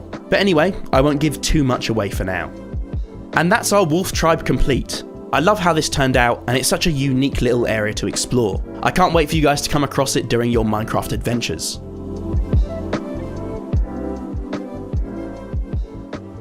And now it's time to head over to the other side of the savannah to find out where the Bone Tribe has got to. Now this is where the building gets serious. We're jumping right in at the deep end here, creating a gigantic quarry for our Bone Tribe to live in. This quarry was used by the Bone Tribe for simply mining resources. But when the Wolf Tribe were forced to seek sanctuary in the savannah, the Bone Tribe fled here. But what on earth did they do with all of this space? If you've seen the USW movie series, then you'll know that the USW was once home to many primeval creatures which the first people of the island fought off. The Bone Tribe received their name from their legendary bone armor, forged by their ancestors from a giant primeval creature that they eliminated when it posed a threat to their people. Legend has it that the enormous animal fed the tribe for weeks, and the bones of its body were used to forge their armor, but the skull was never found. And as you can see, the rumors were true after all. Centuries later, the descendants of the Bone Tribe discovered the skull when excavating a large quarry to mine for materials near the savannah's hills, and it became their salvation at their most desperate time of need. In fact, the Bone Tribe actually view this giant beast's skull as a sacred blessing from their ancestors. When the Wolf Tribe were chased out of their home by the outlaws that now reside in the Mesa, the Bone Tribe lost their home too. They fled to the quarry, where they'd recently uncovered this gigantic skull, which none of the tribe ever really knew was more than a myth. They hid inside the skull, and it kept them safe, sheltered them from the elements, and concealed them from attackers while they were still vulnerable. It later became the hub for their tribe, and they actually dedicated different parts of the skull to different purposes. For instance, the inside of the creature's cranium is their equivalent to a main headquarters, where the real thinking happens. But we'll turn to these dedicated parts of the skull a little later. And with this gigantic skull complete, it's time to place it in the quarry. It makes a pretty epic centerpiece, but what exactly are we going to build, and where? Steph and I spent a long time planning all of the different building types that incorporate bones in an unusual way. From 2-story huts to crazy towers with bone mechanics, we color-coded each structure and decided where to place them across the quarry. This process actually took hours and hours, but it was definitely worth it to make sure everything fitted together coherently. And now for the exciting part, creating these bony buildings, incorporating giant bone and horn supports in as many different ways as possible. For the buildings themselves, I didn't want to use any one specific reference. There is so much variation in African architecture, which we wanted to incorporate into some of our buildings, whilst focusing on coming up with a unique architectural style that suits these crazy surroundings. I did, however, want to make sure that everything was intentional and meaningful.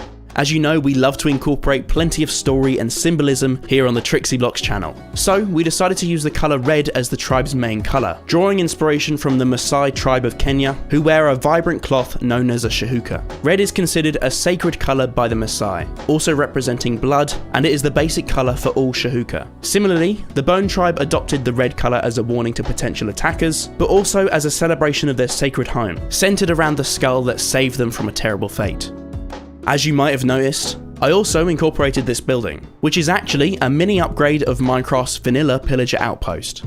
I wanted to challenge myself to actually downscale a Minecraft structure rather than upscaling it, since the goal here is to transform the entirety of Minecraft after all. So why not try achieving that in different, more challenging ways? We thought it'd be really interesting to combine an ordinary village with some pillager outpost elements. Now this is going to be a village in the map, spawning villagers as opposed to pillagers, but this little pillager reference shows the tribe's fighting spirit and doubles as a mini outpost upgrade for the savannah. And with the first small buildings finished, I placed them around the quarry, following the colour-coded plan that we laid out earlier, and making a few adjustments to the landscape here and there. Now, for our first and most obvious profession building, the Armourer. We can't exactly have a tribe fabled for their bone armour without an actual armourer building. For this particular building, I took some inspiration from the huts of the Dorza in Ethiopia, incorporating some different elements to ensure the building suits its surroundings and showcases the Bone tribe's colour. With the Armourer building done, I placed it down before moving on to the Healer's hut. Now you may remember me mentioning the Healer earlier in this video, and she's a very important part of the tribe. In our world, it is a belief in traditional South African Ndebele society that illness is caused by spells or curses. So there would be a healer to combat these forces, known as a Sangoma or Inyaga, depending on their area of speciality. They often use herbs and bones in their rituals, and this is pretty common still. In fact, it's actually estimated that these healers, who are essentially shamans, are about 8 times more common than conventional doctors in South Africa. How cool is that? Now, since our healer primarily uses plants in her practices, her hut is actually our unconventional farmer's building of the tribe. So I created a little area for crops, which the healer uses for her medicines, and a small grazing area for some sheep. I also added these little green and yellow banners, taking further inspiration from the Maasai tribe, who believe that yellow and green colours are said to bring nourishment and growth. The Bone tribe's healer painted these banners herself, placing them around her crop field as lucky charms. It certainly worked, because this is the only fertile land in the quarry. Next up is the Cartographer's building, which I use the Healer's hut as our foundation for. With these bony buildings, it was really useful to take some inspiration from World of Warcraft's Orc buildings. But I also tried to include some original concepts too, and I'm pretty chuffed with how this turned out. I thought it'd be cool to include a lift, taking the Cartographer up to the lookout tower, using this rotating bone mechanism at the top to act as a pulley system. And of course, I had to fiddle with the design a little further once I placed the building, adding an extra little tower at the top to finish it off.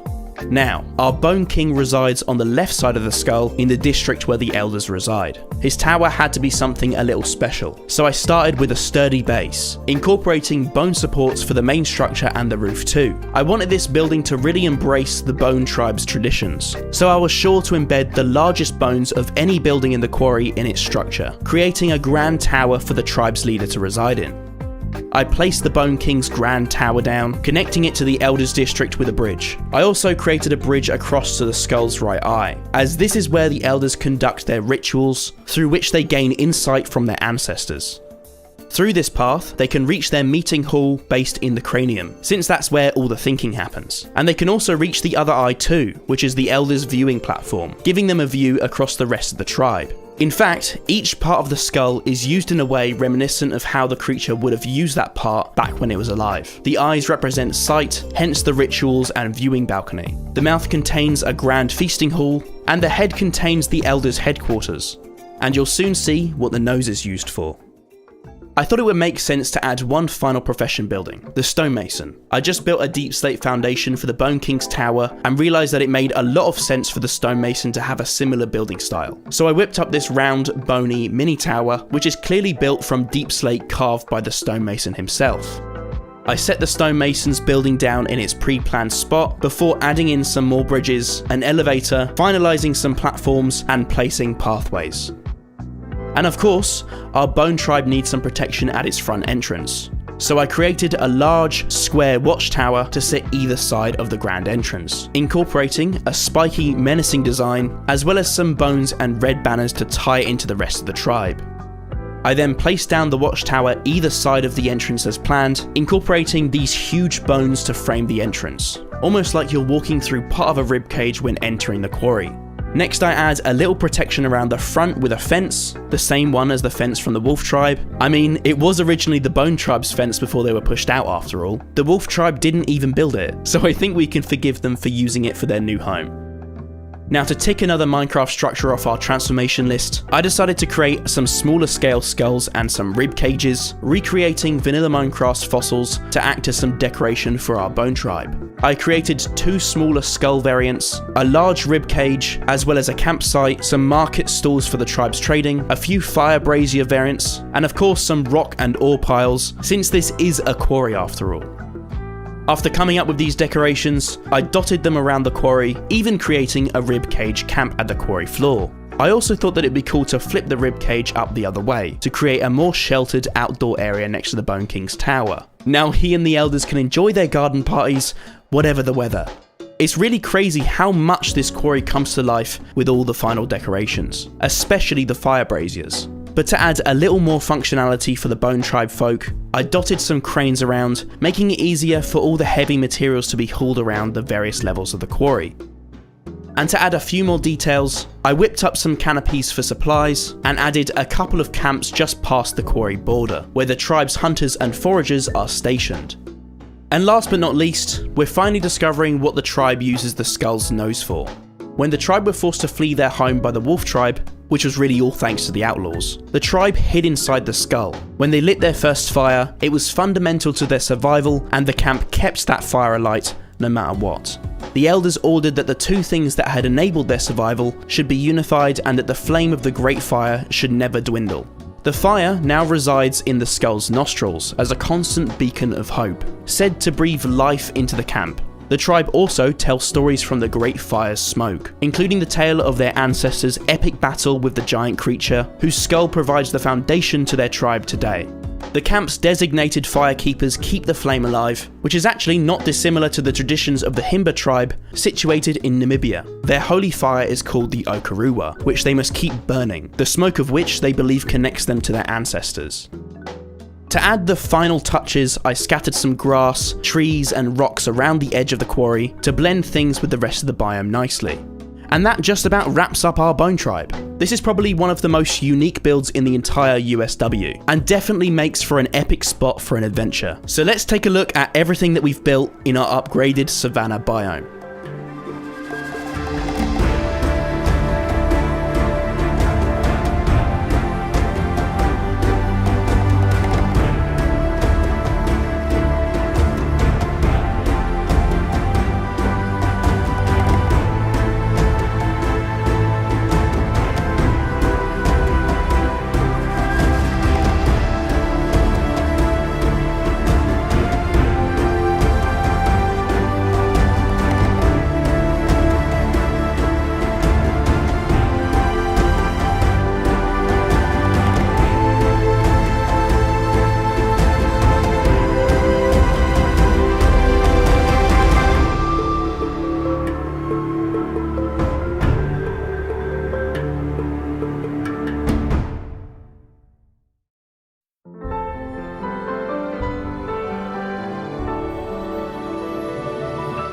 Now, if you guys have been paying attention to the other chapters, you may remember me mentioning that several of the biome's people made pacts, and even had complex trading relationships. This cave is actually home to the hub of the Interbiome Mining Network, where the indigenous people of the desert, mesa, and jungle banded together to strengthen their collective resources via a complex network of mines. What I didn't mention was that this hub is also the home of an entire civilization of people and the fourth members of the Alliance, the USW's Dwarves.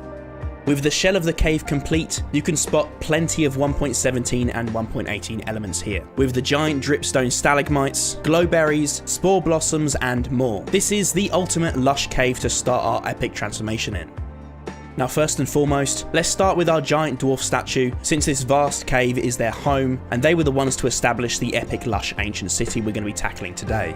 Little is known about the origins of the dwarves, but they were outcast by those inhabiting the surface, leading them to seek sanctuary underground. It was a long time before the dwarves made contact with the surface dwellers again, but when they did, the kindness of the Jungle King led them to a strong alliance, which eventually led to the Interbiome Mining Network forming. Without the dwarves, the surface biomes would have struggled to prosper as they have, so it's fitting that this dwarf statue feeds the cave with its only lava source, essential for the smelting of materials mined from the cave network. To finalise our grand dwarf statue, I incorporated plenty of deep slate variations to tie in with the deep dark theme, which will become much more apparent when we tackle the rest of the city.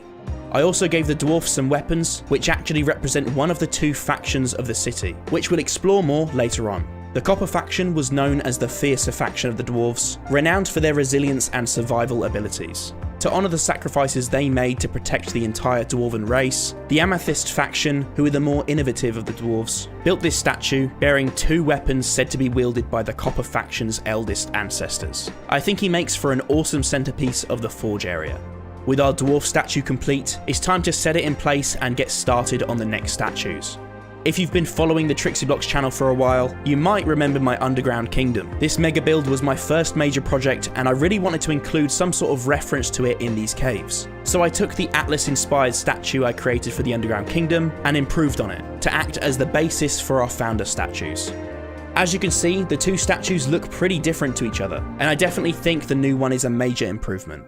Using the foundations we just built, I added the finer details to the Jungle King statue. The Jungle King was also key to the creation of this Interbiome Mining Network, so he sits between the dwarf statue and the other statues, since it was his diplomacy that bridged the gap between the dwarves and the people inhabiting the surface. With the Jungle King statue complete, I place him down in front of the dwarf statue before moving on to our final two founder statues.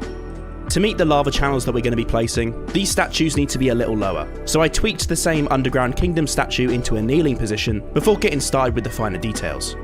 Then, to tackle the Pharaoh statue, I built his headdress and added some clothing and jewellery to set him apart from the other statues. You may have also noticed the gemstones I have placed in the head of each statue, which is just a little representation of their home biomes.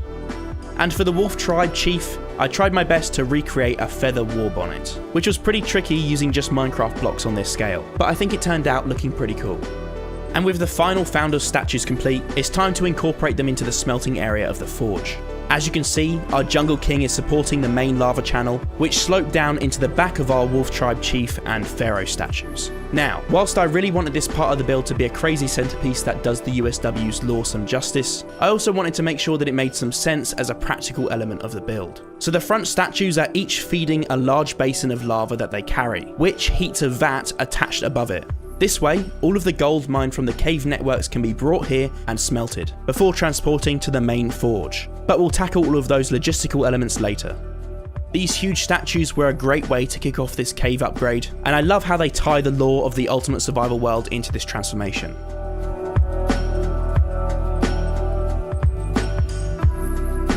Before completing the forge area, we need to lay out the city entrance and the city itself. To mirror the thin corridors and multi-leveled elements in the vanilla ancient city, I created these narrow staircases to connect the upper and lower platforms of the entrance and trading area, adding some basic crenellations to start off with. I then started to work on the first of the 3 biome entrances with a chain and cog system to work the doors. Well, we'll use our imagination and pretend that they work the doors. I played with the gear design for a while before settling on a style and embedding it in the wall either side of the entrance.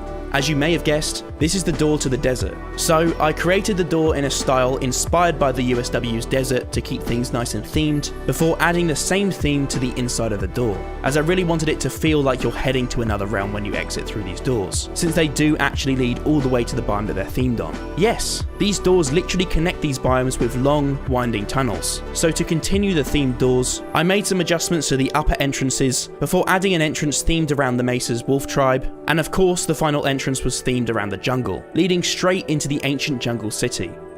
To tie things in nicely with the cave, I created a curved wall design before spending a long time decorating the back walls and floors in a typical dwarven style, as well as adding some soulfire lighting to tie in with the 1.19 theme, as these are going to be a key part of 1.19's ancient cities. With the main shell of the entrance and market area almost complete, I connect it up to what will later be the main forge area with a dwarven bridge, before making the final tweaks to the front wall. I think you guys will be excited for what I have planned for these archway designs later on. Finally, I made some final tweaks to the finer details of the walls and floor designs, before getting started with the market, starting off with some wool that I use for planning. I plotted out a marketplace, building a range of different market stalls using warped materials to tie in with the colour scheme. I then replaced some of the warped blocks with the new sculk sensors, which of course we're going to need for our deep dark cave. They also serve an important purpose to our dwarves, which we'll find out about later on. Now this entrance and trading area is the perfect place to gather supplies for a long adventure into the caves. Once you see the scale of what's coming, you'll definitely want to be geared up.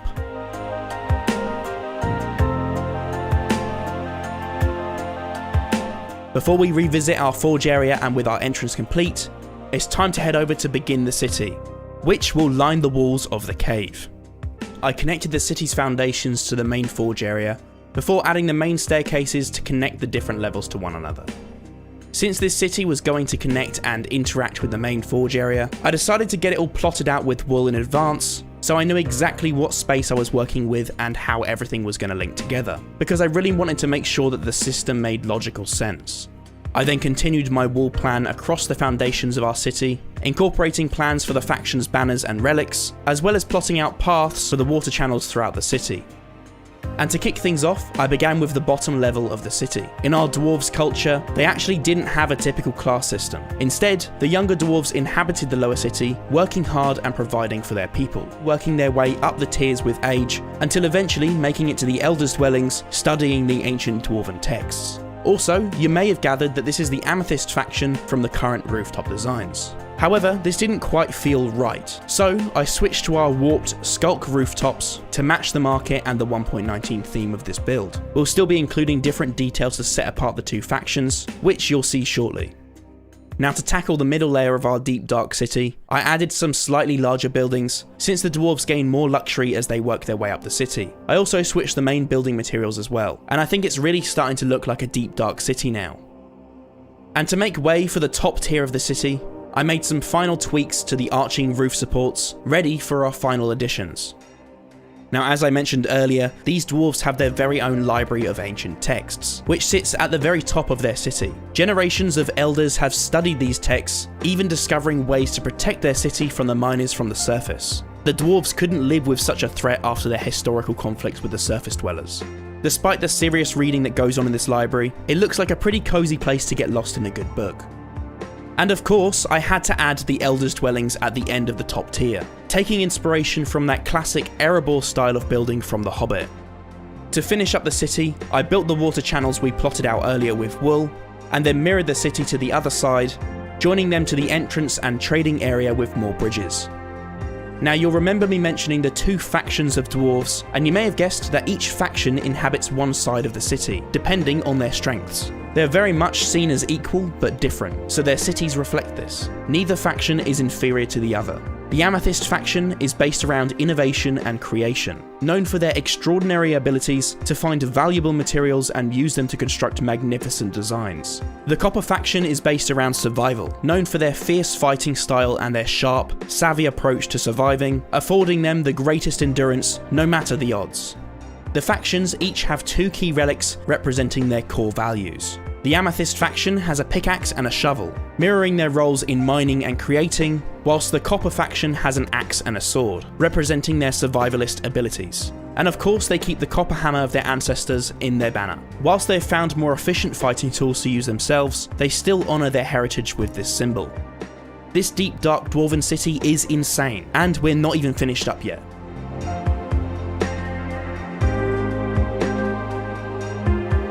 And with the main city complete, it's time to finally start linking things up to the main forge. As you can see, we're adding a cave entrance at the edge of the city and finally getting started on those hanging conveyors. Now that I'm finally transforming this wool, you can see that I've incorporated these pouring towers where the conveyor buckets tip the mined materials, which you can see is gold in this case, into the smelting pots. These hanging conveyors work their way around the entire network of caves in a looped system, so that the dwarves and the other interbiome miners can keep the smelters operating virtually non-stop with an endless supply of gold. And finally, we're back at the forge area, creating our main base for weapon and tool creation. Once the materials have been smelted at the founder's smelting area, the liquid is poured into buckets and transported across the water to this forge. The pouring towers then transfer the liquid into these new vats, which keep the liquid heated with fires kept roaring by the bellows that you can see next to them. The liquids can then be poured into moulds and forged into weapons on the forging tables, where the dwarves beaver away to create the most powerful tools and weapons of the USW. This is possibly one of my favourite parts of the build so far. I had to tackle things in a bit of a strange order to plot everything out properly, but it was definitely all worth it to see the forge up and running, linking so seamlessly with the rest of the elements in the cave. And of course, the dwarves need a place for fishing and transporting supplies, so I added in some docks at the bottom of the two sides of the city and dot around some boats carrying some materials. Since Amethyst Geodes are a 1.18 addition to the game, and one of our factions is named after it, I had to add in my own Amethyst Geodes at the back of the cave, as well as a bunch of cave entrances and platforms to start our cave network. The caves wind through this back wall, creating an intricate mine network full of epic loot and materials, including copper of course, since we can't leave out the copper faction either. Honestly, these caves took forever to map out, but they're going to be great fun to explore, especially once we've added in the minecart system. And if you've been keeping up with the mini-movie series on the Steph Blocks channel, you guys will recognise this Emerald Cave from the Desert chapter, where many friendships are born and even a plot to overthrow the Pharaoh was hatched. And of course, I haven't forgotten about the Warden. In fact, the dwarves had many a battle with the Wardens of the Deep Dark when searching for a home safe beneath the surface. When they settled here and expanded this cave, they used sculpt materials on their rooftops to alert them of trespassers entering their city. These materials were stolen from the Wardens, who had become the dwarves' greatest enemy, eventually striking an attack on the city. The Copper faction defended the city from harm, and the dwarves were victorious, locking the Wardens away in these dungeons across the city. The Wardens now act as guards to the dwarves' most valuable treasure collections. We thought this would be an epic way to incorporate the Wardens into this transformation, giving you guys mini bosses to tackle in your adventures, and also doubling up as a mini upgrade for Minecraft's dungeons too. Will you tackle the Wardens head to head, or will you take the stealthy approach? And lastly, to finish the caves, I tweaked the vines to make sure that none were broken, and added some giant hanging lanterns based on the design I used in my Underground Kingdom build. I then tweaked the number of glowberry vines until I was happy with them, before finishing up with a crazy network of working minecarts, connecting the forge to the whole cave network and spanning across the entire back wall of the cave. So, with that, let's take a look at the Ultimate Survival World's new upgraded caves.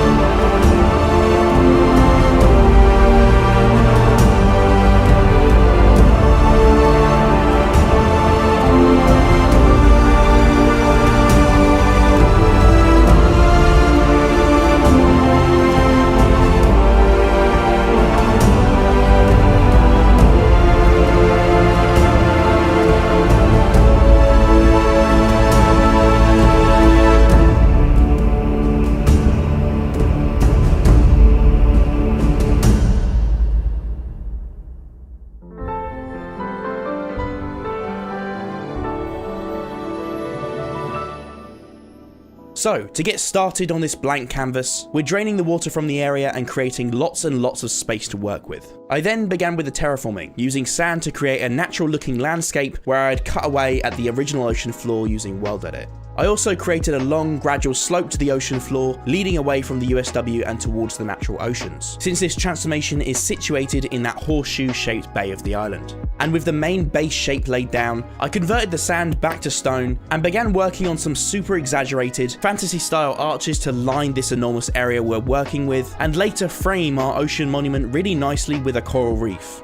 I of course had to add some caves and overhangs for exploration too, making the base landscape as dynamic a canvas as possible for placing plenty of decorations and secrets later. And to finish up the base landscape, I added some more gnarly rocks varying in shape and size to act as the main foundations for our coral later on, trying my best to create as many interesting areas as possible before painting the entire environment with a natural gradient, leaving the sand in place where it would naturally fall. Anyway, to fill our empty canvas with some vibrant colours, it's time for the coral. Now, I already made some large coral from my Underwater Kingdom project that I was really happy with, so I decided to use some of it for this project too. But to make sure that this massive reef had plenty of variation, I also built some new coral types. That way we can place a wide range of sizes, colours and shapes around the huge landscape. In a similar way, I also nabbed some of the shells from my Underwater Kingdom project, making some tweaks to the colours so that they were a little more natural and also adding some new shell variants as well. Steph and I then took on the challenge of placing all of these shells around the vast landscape, some hidden in caves, others sitting in the sand on the ocean floor. You can already see that this place is packed with some super dynamic terrain and tucked away areas to explore. And of course, plenty of nooks and crannies where I can hide secrets for you guys to discover. It's already starting to look like it's teeming with life and we're just getting started. Speaking of liveliness, as promised, we're incorporating a giant glow squid based on the tentacles I built from the enormous kraken I created in my Underwater Kingdom project. I know you guys must be wondering how the hell a giant glow squid fits into all of this. And I'm not surprised. Without spoiling too much of the story, the glow squid was sent by the Witch Coven of the Mushroom Swamp Island to retrieve a powerful enchanted artifact, which they'd misplaced when they first fled from the main island. This artifact is actually the key to this entire transformation, causing this insane environment to blossom and explaining why it's limited to this particular radius. The Coven sent the giant glow squid to retrieve the artifact, but it had already fallen into other hands, who weren't willing to give it up. They used the power of the artifact to defeat the witch's glow squid, binding it to the very island from which it was sent. Two of its giant tentacles remain exposed, lashing around in its attempts to escape, bringing down any unfortunate ships that sail too close to the witch's island. I wonder if the strange artifact that everyone wants to get their hands on has something to do with the ocean monument and those who built it. And what happens to the lost souls of the ship's crews? I suppose we'll just have to find out later in the video, although I reckon those shipwrecks are packed full of secrets for you to uncover yourselves.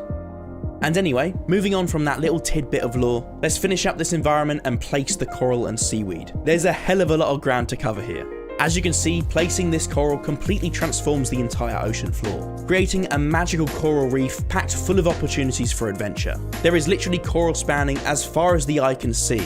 The more you look, the more details you see, and the more that you want to explore this place. Honestly, this place is pretty insane. I can't believe how intricate this reef turned out and how cool the shipwreck graveyard looks. As you can imagine, we've hidden ridiculous amounts to find in this crazy jungle of coral. There's virtually an endless supply of caves, archways, shells, coral, and sunken ships to lose yourself in. And it's going to be a real challenge. So definitely get your night vision and water breathing potions at the ready.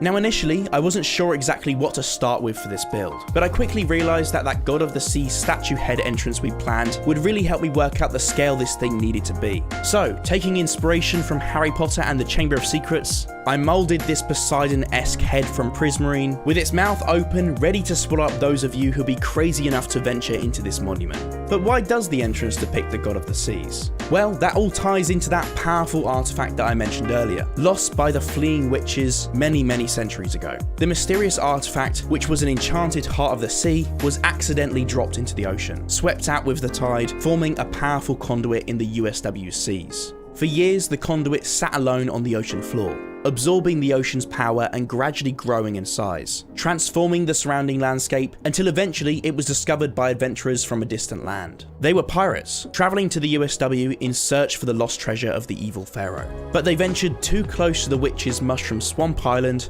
and were struck by a devastating spell. Their ship washed up on the shores of the desert without its crew, with the first clue to the treasure hunt left inside. The crew were seemingly lost to the treacherous waters until they discovered the heart of the sea. To their surprise, once they neared its glowing light, they could somehow breathe underwater and gained other powers too. It had saved them from a grisly fate and actually gave rise to a new race of people thanks to the powers of the Heart of the Sea. And so they believed that the god of the seas had plucked the heart from one of the witch's pockets, placing it on the ocean floor in its rightful place. The Mer people worshipped the god of the seas as their saviour, and of course included a depiction of him in their monument. Anyway, while explaining some of that crazy backstory, we now have a blocked out monument structure heavily based on the original vanilla version. A grand God of the Seas statue head entrance, and some small trident bearing guards that I've put to the side for now. We'll come back to those right at the end of the monument's exterior transformation. With the main structure laid out, it's time for the fun part. Lots and lots of detail. Even though the vanilla ocean monument is a bit of a strange looking structure, it's actually arguably one of the most detailed structures in the game, so I had to do it justice. Starting with the bottom layer, I designed the main supporting pillars and added some intricate archways, incorporating plenty of sea lanterns to keep these details nice and visible later on. I then moved on to the next layer, detailing the smaller pillars and adding a wavy design under the slopes of the roof. This part is actually called the pediment in classical architecture.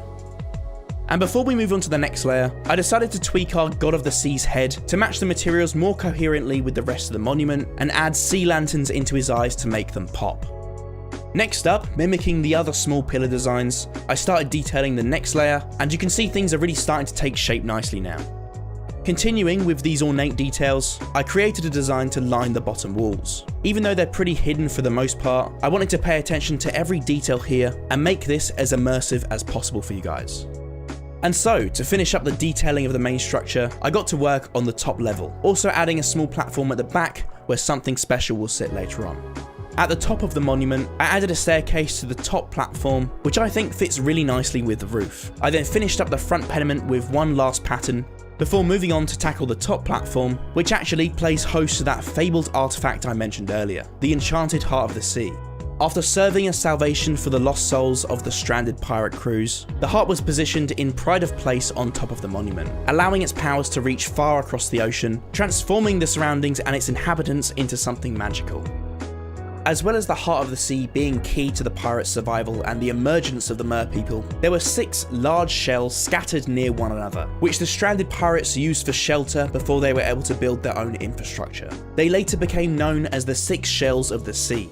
Without their protection, the ocean may never have seen the emergence of an entire new race of people. And so, once they were strong enough, the founding crews of the Mer people led the inhabitants of the ocean and instructed that a monument was to be built and house the Heart of the Sea to protect them and what was left of their treasures from harm, with the 6 Shells of the Sea placed atop the roofs for the founding crews to reside in.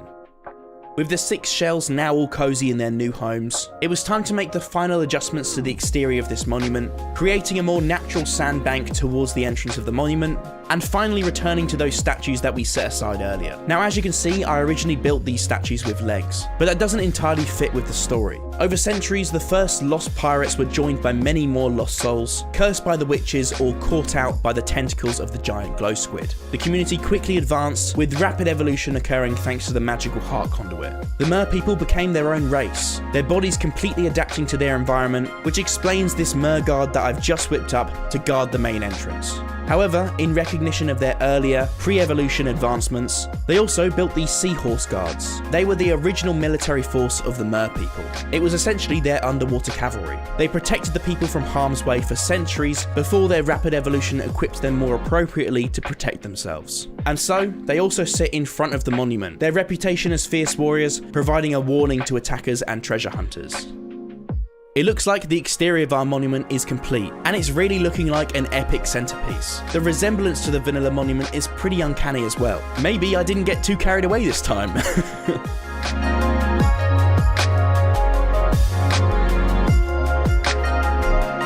The main entrance was designed to lure in enemies and thieves, where they would enter a maze of corridors followed by a labyrinth of rooms, eventually losing themselves in the complexity of the structure or stumbling across one of the Guardians of the Ocean. So I plotted out a grid on each floor, making lots of edits to complicate things. And you've also got to remember that inside an ocean monument, the exits and entrances to each room can come from any angle, so this is going to be pretty confusing to explore on this scale. I wanted to keep things relatively simple and authentic to the vanilla structure, but added plenty of details to the corridors and rooms, with the entrances and exits varying every time, and of course scattering in some of those special room types as well. So keep your eyes peeled for loot and sponge. To be honest, working out where all the special rooms are might just about be the only way to work your way around this crazy maze. That, and a whole lot of potions and doors. Depends on your playstyle, I guess. And on this floor, we're adding the Guardian Chambers in the wings, those parts of the monument that jut out at the front. I thought it'd be cool to incorporate a few elements into this Guardian Chamber, so I added in some large central pillars, as well as a couple of treasure chamber elements. Since the Mer people captured the Guardians to protect their treasure, it seemed fitting to add some treasure in this room. And if you manage to outsmart these Guardians, then you'll be rewarded with some loot. And to finish things up, I planned out the fourth and final floor before adding in all of the walls and secret rooms and moving on to the Grand Elder Guardian Chamber, which I just had to turn into the ultimate underwater boss battle room. I added in some giant pillars, a large floor pattern and a platform, with of course a little stash of loot to reward you if you made it this far. Props to you if you managed to get through all of this in survival. I'm super happy with how this interior turned out, and I can't wait to play it with Steph. Even though I built it, there's no way I'll remember how to get through all of these floors, and that's without even dealing with the Guardians.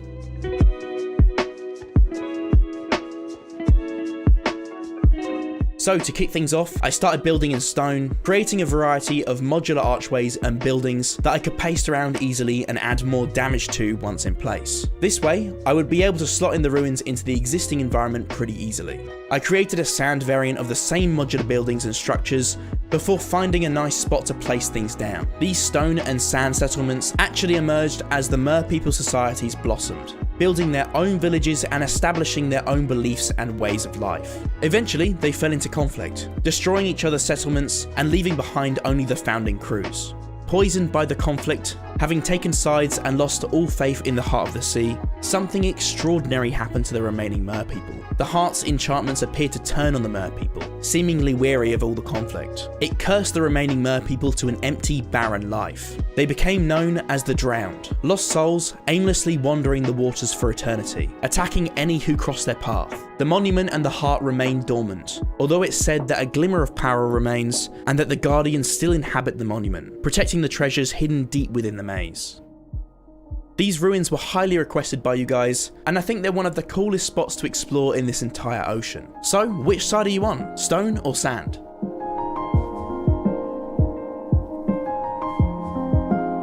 And so, with these mysterious ruins placed and the transformation largely complete, it was time to add the final pieces of seaweed throughout the environment, fill the entire area with water again, and create some magma bubble columns to add that final challenge when it comes to exploring this vast ocean's landscape. And our ocean transformation is finally complete, so let's take a proper look at everything that we just created.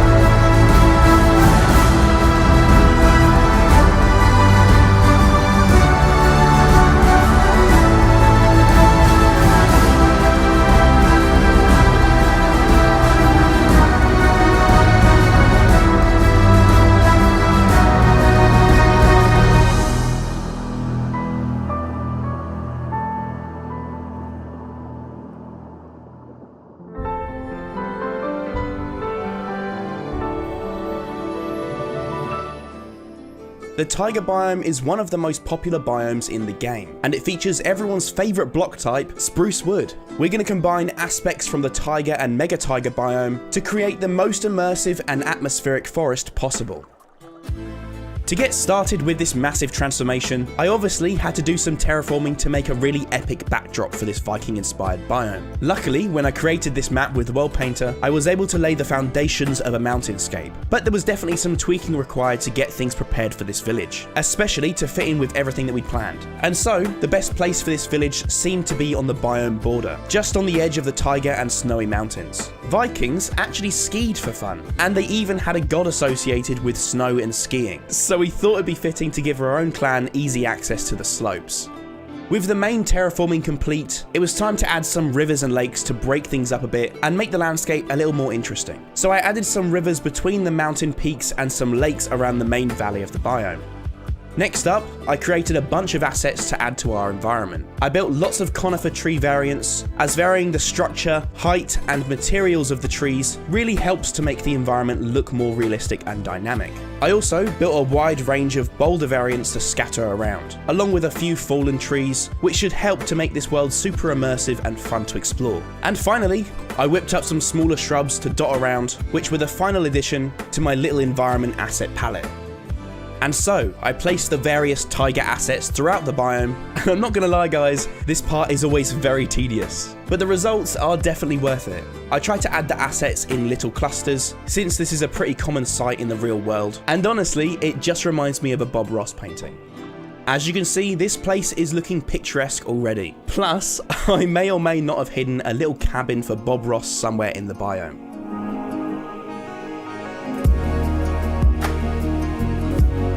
And that's our blank canvas primed and ready for our largest village yet. Let's get planning.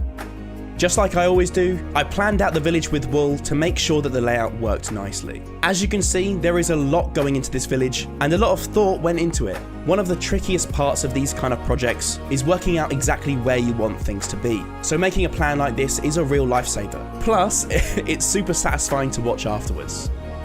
So with the plan complete, I set out our vanilla houses ready for their upgrades and then got to work on 8 different house designs. And these are literally just the smaller buildings. I really wanted to make sure that this village had lots of variation. Sometimes it makes sense to paste in a similar variety of buildings to create a more uniform looking village, but it really depends on the type of community that you're thinking up.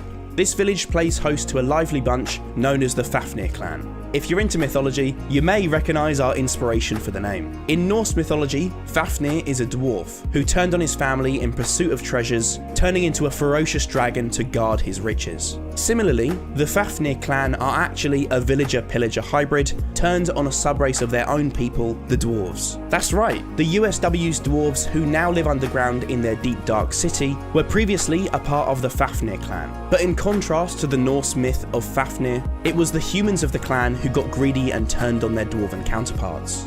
Anyhow, now that I've given you guys the first of many snippets of lore, you can see that I've settled on a building style that sort of combines fantasy, medieval and Viking elements. I had a blast adding all of the little details, like the dragon heads in the peaks of the curved rooftops and the decorative banners lining the walls. It was a really fun challenge creating these houses on a smaller scale, although I'd love to do some more large-scale fantasy medieval builds in the future.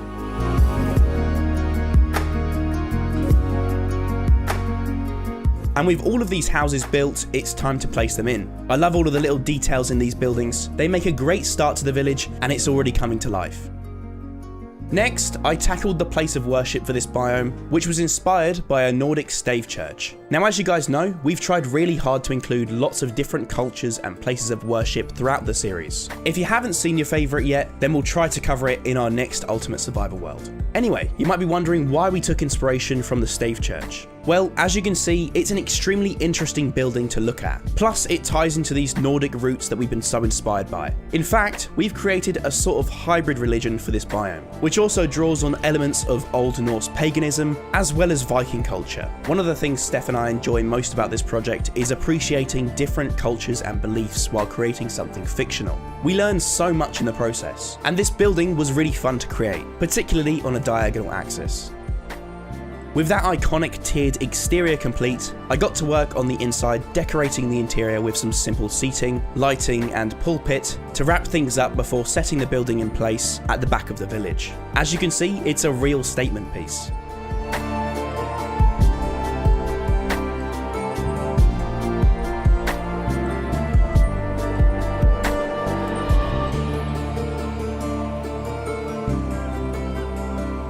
Next to our place of worship, I quickly whipped up a graveyard on the other side of the river. This was another choice inspired by Norse mythology, as the river, known as Ugjul, is said to separate the living from the dead. Moving on to something a little bit more cheery, I made a start to the Grand Feasting Hall, where the Fafnir clan would gather for banquets and answer to their leader and mightiest shield maiden, Queen Lagertha. She's also inspired by a Viking legend, which tells tales of her as both warrior and ruler of what we know now as Norway. And so, with the exterior complete, I hopped inside to create an epic banquet hall, and of course a throne for Queen Lagertha, adding lots of decorations to liven things up. I set the feasting hall in place and made some alterations to the surrounding area, adding some staircases and bridges to connect up pathways and make things accessible. As you can see, the Fafnir clan enjoy many a feast in their Grand Feasting Hall. Wait, hang on a second. Is that Thor pleading with Queen Lagertha? I think he must have stepped into the wrong filming set today.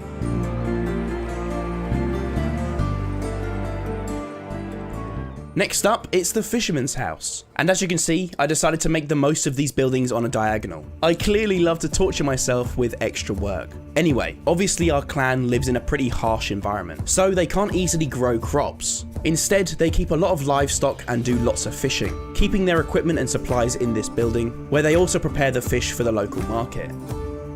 And that's our next profession building complete. I'm loving the mini Viking rowboats. If only vanilla Minecraft boats looked more like this.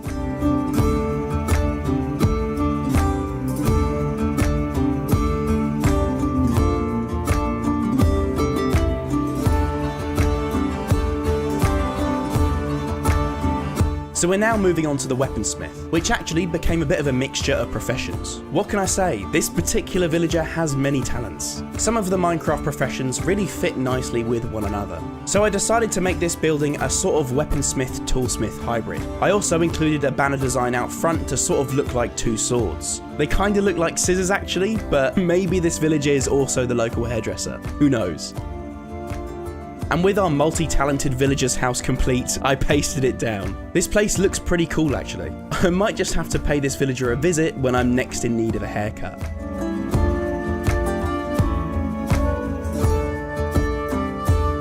Another profession combo I thought suited each other nicely was the leatherworker and armourer. As I mentioned before, the clan keeps lots of livestock and they've got to wrap up to keep warm in the harsh winters. So they take their leather and wool to the villager who lives here. And so I finished up the leatherworker and armourer building by incorporating a cloth canopy, as I wanted to somehow indicate that this villager essentially makes the whole clan's clothes.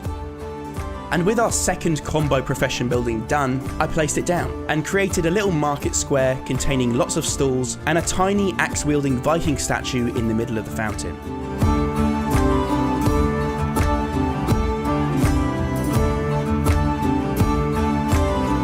Next up, it's time for the longhouse. Taking further inspiration from the Vikings, I decided to build a longhouse instead of a farm, since the Vikings often keep their animals inside with them, rather than having a designated barn building. So I created this hull shape, where the Fafnir clan can snuggle up to their animal buddies during the cold nights. So I finished up the longhouse and set it down before making a start on the village's sacred worship sites, the giant rune stones. Inspired by the practices of Norse paganism, Steph and I thought that it'd be a really cool addition to have a few rune sites around the village etched with various Viking runes, symbolising aspects of life that the Fafnir clan deemed most important. We included runes for protection, joy and luck, and I'll give you guys the challenge for translating the rest for yourselves. You may also have spotted the symbol of Gungnir, the spear of Odin, another Norse mythology reference, and a nod to the dwarves of the USW, who forged the Fafnir clan's most powerful weapons. Obviously our clan needs a little more protection than just their runestones, so I had to create some watchtowers which will later be connected by a large wall surrounding the entire village.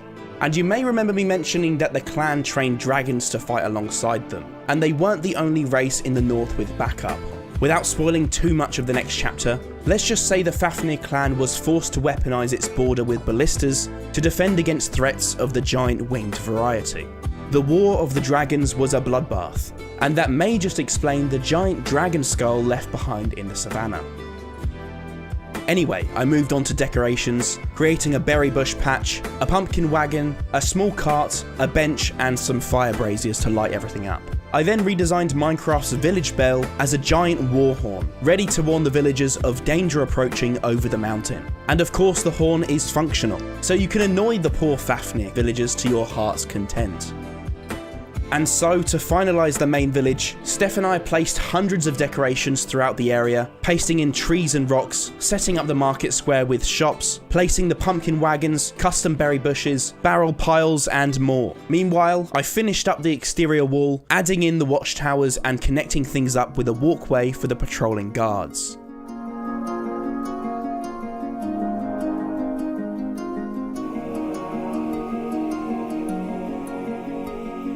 And finally, I added some more runes to the 4 banners on the watchtowers, which I'll leave for you guys to translate and let me know if you've worked out their meaning in the comments.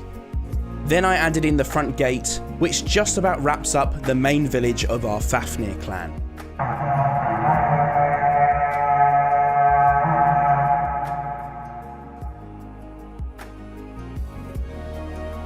Now, since the Fafnir clan's factions are separated by a mountain range, I thought what better way to send a signal than a network of fire braziers in a similar fashion to the warning beacons of Gondor from Lord of the Rings. And so, with our beacons built, I positioned them throughout the mountainscape, connected with a rocky pathway, winding between the mountains and towards the coastal outpost. If you guys have been subscribed to the channel for a while, you may remember my PewDiePie world transformation. Well, I nabbed the longboat design I created for that, making some updates including a symbol on the sail inspired by the Vegvisir, an Icelandic stave said to guide travellers through rough weather. With lots left to do, Steph and I got to work on the coastal outpost, where the Fafnir clan start all of their pillaging excursions. I placed in the fisherman's house design from the main village and set up a small dock, added some stilted houses to the mountains and made some pathways to connect everything. I then added some platforms, built some piers and added some houses near the coastline. Meanwhile, Steph added some trees and decorations around until we eventually turned to the pillager outpost itself. Now, you may remember me transforming the pillager tower earlier in this series and using the same structure for each outpost, making alterations based on the biome's theme. So I took one of the pillager towers and we made some tweaks, setting it up as a sort of lighthouse for the port. And that just about completes the Fafnir clan's coastal outpost, and I think Queen Lagertha approves.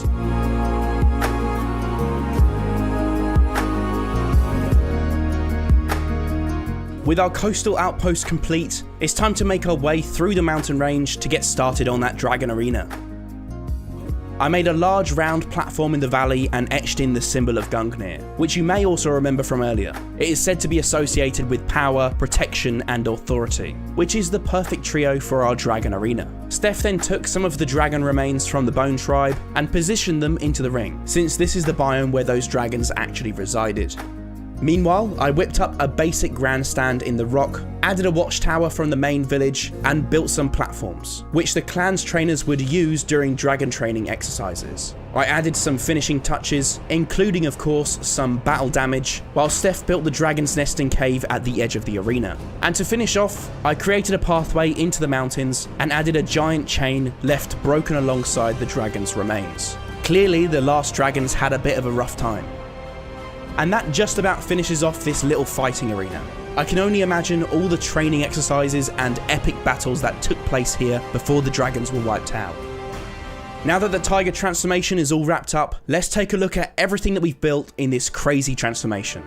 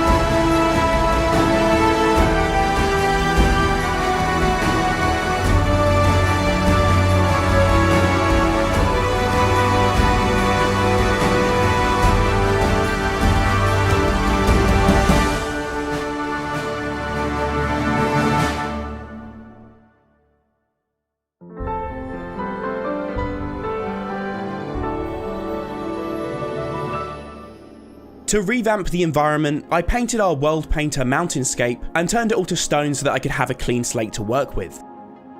I then had lots of fun with the GoBrush plugin to tweak and exaggerate our mountain peaks. You might also spot me setting the foundations for some of the builds we'll be working on later in the video. Next, I finished up the shaping with a little smoothing. This biome is honestly gigantic, and with all these large edits, it took days just to get this few seconds worth of footage you're watching right now. It was then time for the fun part, laying down the new snow all the way from the taiga border to the dark forest border. Some of you guys have asked how survival friendly these mountains will be. Well, thanks to this smooth snow, the mountains are actually pretty easy to traverse, so no need to worry about your hand cramping up from constantly hitting the spacebar. After laying the snow, I fixed up all the biome borders. Obviously this isn't meant to be totally seamless because that's not how I've designed the map, but I made sure the transition isn't too jarring either. And to finish up our new mountains, I painted the rock beneath to add a bit of a gradient and make things feel even more realistic. I went for this 5-block gradient which goes from cobblestone to grey concrete, and I think it adds so much dimension to the mountain peaks. Honestly guys, I'm so happy with how these mountains turned out. I think they look much better than the old mountains I made in World Painter back when I first made the island, and they're far more suited for survival adventures. I love the results so much that I even revisited the mountains from the Woodland Mansion from earlier in the project and gave them a revamp. I'll admit I kind of rushed them before and definitely saw room for improvement. So this is how they look now. Turning back to the snowy mountains, I tidied up the coastline, adding some glaciers and drifting snow to cleanly transition into the oceans biome surrounding the island. And moving on to a very special area of this map, known as Mammoth's Pass, I wanted to add something a little different to just trees and boulders to decorate this biome. So, as an extra little biome transformation, I decided to take Vanilla Minecraft's Icy Spikes biome and create my own version through this epic valley. As well as the spikes, I also added several custom ice lakes through the mountains. So be sure to pack your skates when you head to this biome, and make sure you're on the lookout for hidden achievements. And to wrap up our work on the environment, I spent a long time making some final tweaks to our main building areas. This includes adding further ice lakes, rivers and waterfalls to bring our giant mountainscape to life and ultimately make the builds feel as immersive as possible when you guys go exploring. Our good friend Godair even helped us add insane details to the environment features. Every single waterfall in the map has its own sound effects and particle effects, so coming across these in survival is super atmospheric. As always, there's hours upon hours of behind the scenes tidying up to do. Tons of unseen work goes into making sure that the biomes blend nicely, and taking the time to fix up and decorate less obvious areas that would probably be ignored in a creative build, but might mess with your experience and immersion when playing in survival. And finally, the environment is done. You can really see just how much space we have to work with now. So let's get building some structures. Now it's time to head over to Mammoth's Pass and start transforming our village. As you can see, I've got our vanilla snowy mountain village here, and I'm laying it out in a line so I can tackle each building and decoration individually to create a pretty true to vanilla upgrade for this village. A lot of the later building is going to be more expansive, and I wanted to strike the balance between accurate and epic for this final overworld biome, so we've got the best of both. As the centerpiece of the village, I built a large, cozy log cabin for our villagers to gather in. I really wanted to make use of Minecraft's snow for this design to create an interesting, sloping rooftop. I then finished up with a basic banner pattern, the emblem of the Igulu clan, who live in this village, along with the fabled protector of the USW. Anyway, for the next cabin, I again tried to recreate the shape of the vanilla house, which you can briefly spot behind. I really love this style, and the snowy rooftops make it all feel so cozy. I then got to work on revamping Minecraft's igloos, taking some inspiration from traditional Inuit housing, which includes both igloos and houses made from whalebone and animal hide. I even included some additional features for each house. This one has a rack for hanging hide. There is a really limited supply of wood in our snowy mountains, so I wanted to create a nice variety of alternate housing for our Igulu clan villagers. For this igloo, I incorporated some wood and tusk supports, added another hide rack, and even included a little dog sled. Since this is a fantasy village, I thought it'd be interesting to incorporate a chimney into an igloo design. After all, this villager won't want their furnace smoking up the place. For this igloo, I also included a drying rack for fish. It seems that this villager is the local chef. To wrap up the igloo designs, I built a couple that were partially sunken into the ground. And sticking with the theme, I kept the interiors relatively basic, elevating the sleeping areas since warmer air rises, and if you're going to live in a house made of snow, you'll need that extra warmth at night. Anyway, I then moved on to create a bone and hide tent. Now I'm not sure if this is one made with whale bones or mammoth tusks, so what do you reckon? Speaking of mammoth tusks, my next task was to create those giant mammoth remains I mentioned earlier. This valley is known as Mammoth's Pass after all. The funny thing about creating this skeleton was that a mammoth skull actually looks really strange. Obviously a mammoth or elephant trunk isn't part of the skeleton, so instead you're left with a huge opening at the front of the skull. With that little quirk in mind, I did the best that I could to imitate the skeletal anatomy on a pretty small scale, and I think it turned out awesome. It could even be a cool foundation for your own snowy mountain survival base. Wrapping up the igloo village, I created some watchtowers to guard the entrance, some campfires to keep our villagers nice and cozy, and some dog sleds for their fishing and hunting excursions. Steph and I then started to place everything, starting with the watchtowers, a spiky front fence and mammoth remains. We then dotted the buildings around, with our largest campfire sat in the centre. In the real world, storytelling is a big part of Inuit culture, so as a fun little reference to that, the USW's Agulu clan also has its own myths and legends, which are told around the communal fire. One of its most famous legends is the tale of the Yeti, which is said to inhabit the mountains, gobbling up explorers and residing in a large cave. But the monster has never been found. I wonder if you'll be able to find his icy cavern and steal his dinner. Anyhow, monsters and legends aside, heading back to our igloo village, we carefully placed the remaining houses and decorations to finish up, and also added a second lore-related area hidden in the mountains. This magical ice forge was the birthplace of the island's most powerful weapon, the Sword of Akna. Disguising the weapon as a basic iron sword, the clan's enchantress Akna forged the most powerful sword in the land, entrusting it to her son, who would become the protector of the USW. Many a tale has been told about the protector and his adventures across the vast biomes of the island, and you may remember that his sword lies in the dark forest, encased in stone, awaiting a worthy adventurer to take up his mantle. And I hope you guys are up for the challenge. And without delving too deeply into the lore, that about wraps up our epic Mammoth's Pass Valley and the Agulu clan's cozy village.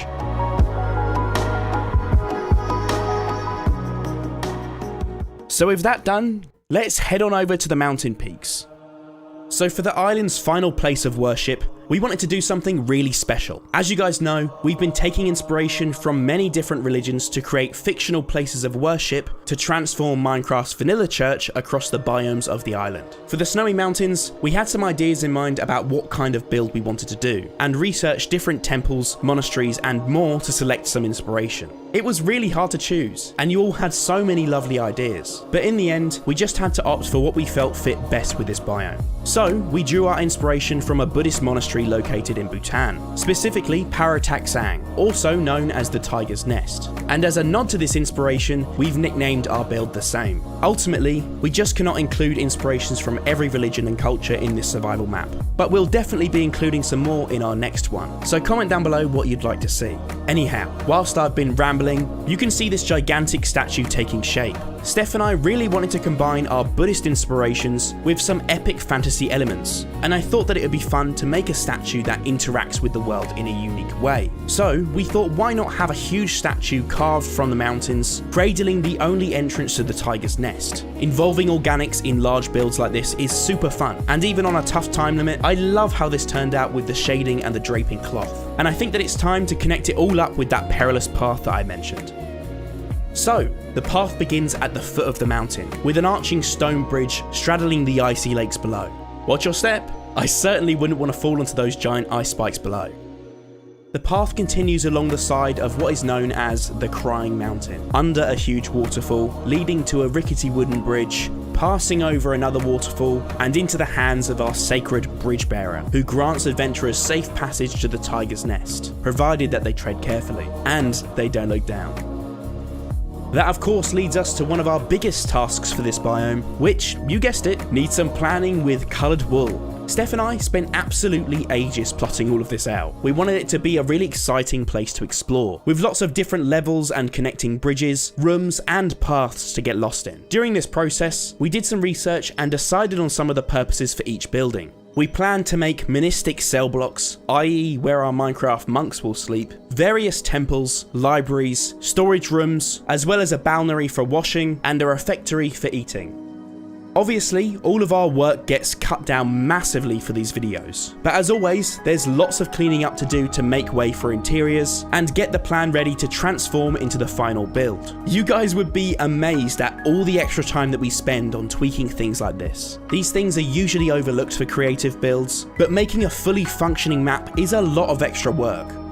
With the tidying done, after many more hours of pain, I swapped out the colours across the build so that I could paint a nice gradient for the walls. I then painted each section with a white gradient and worked on a rooftop design, incorporating some of Minecraft's 1.19 editions, mangrove wood and mud bricks. This colour palette is super unique and different to anything else that we've done in the USW so far. So what do you guys think? Moving on to detailing, I made some adjustments to the wall gradients and got to work on adding lots of intricate details to this build. My main inspiration, Parataxang, is packed with ornate, decorative detail, its walls lined with vibrant reds and golds, and each section looking unique to the last. So I tried my best to emulate these awesome features in my build, obviously with a more exaggerated fantasy twist, creating rickety walkways, ornate windows, mini mountainside temples, and much more to make this as fun to explore as possible.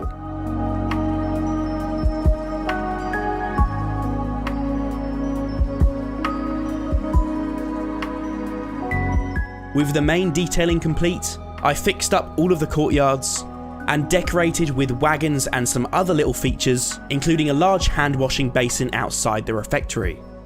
For the hidden courtyard at the back, we wanted to create a special, sacred place, similar to the monuments and mantras carved into the stone hillsides of real-world Buddhist monasteries. Keeping with our Tiger's Nest theme, I whipped up a large tiger engraving in the courtyard, said to depict a manifestation of the monks' god, which guided their founder to safety during the War of the Dragons. But of course, that's a story for the StephBlocks channel. Anyway, it's common for Buddhist monasteries to house many depictions of the Buddha, and in our fantasy religion, we thought that it'd be nice to do something similar. So I adapted our elemental totem statue from the ancient jungle city into something a little more fitting and added some of them around the hidden tiger engraving. As a further reference to our inspirations, I hung some prayer flags near the courtyard. Prayer flag colours typically represent different elements. Perhaps you guys could come up with 3 key elements of the Ultimate Survival World project for these colours to represent. We'll try to include the best ideas in the official backstory.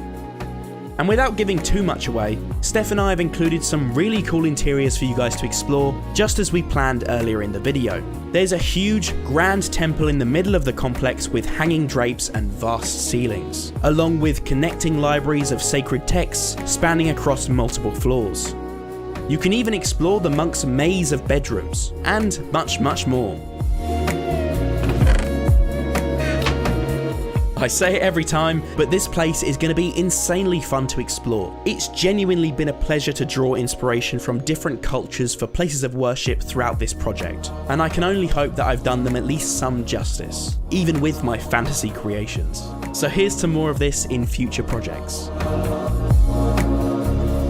Last but not least, we're heading just over the mountain to a magical lush valley. Like always, I started with some planning using coloured wool to get a feel for the general layout of this epic mountain village. I then whipped up a variety of giant bonsai trees, which may just be my favourite trees that we've created in the USW. We wanted this area to be really unique and special, since it's our last build on the island, and these trees are definitely different to anything else that we've done in the other biomes. After creating a range of shapes and sizes, I shaded the trees with different wood variants, including birch and mangrove, ready to be placed around at the end.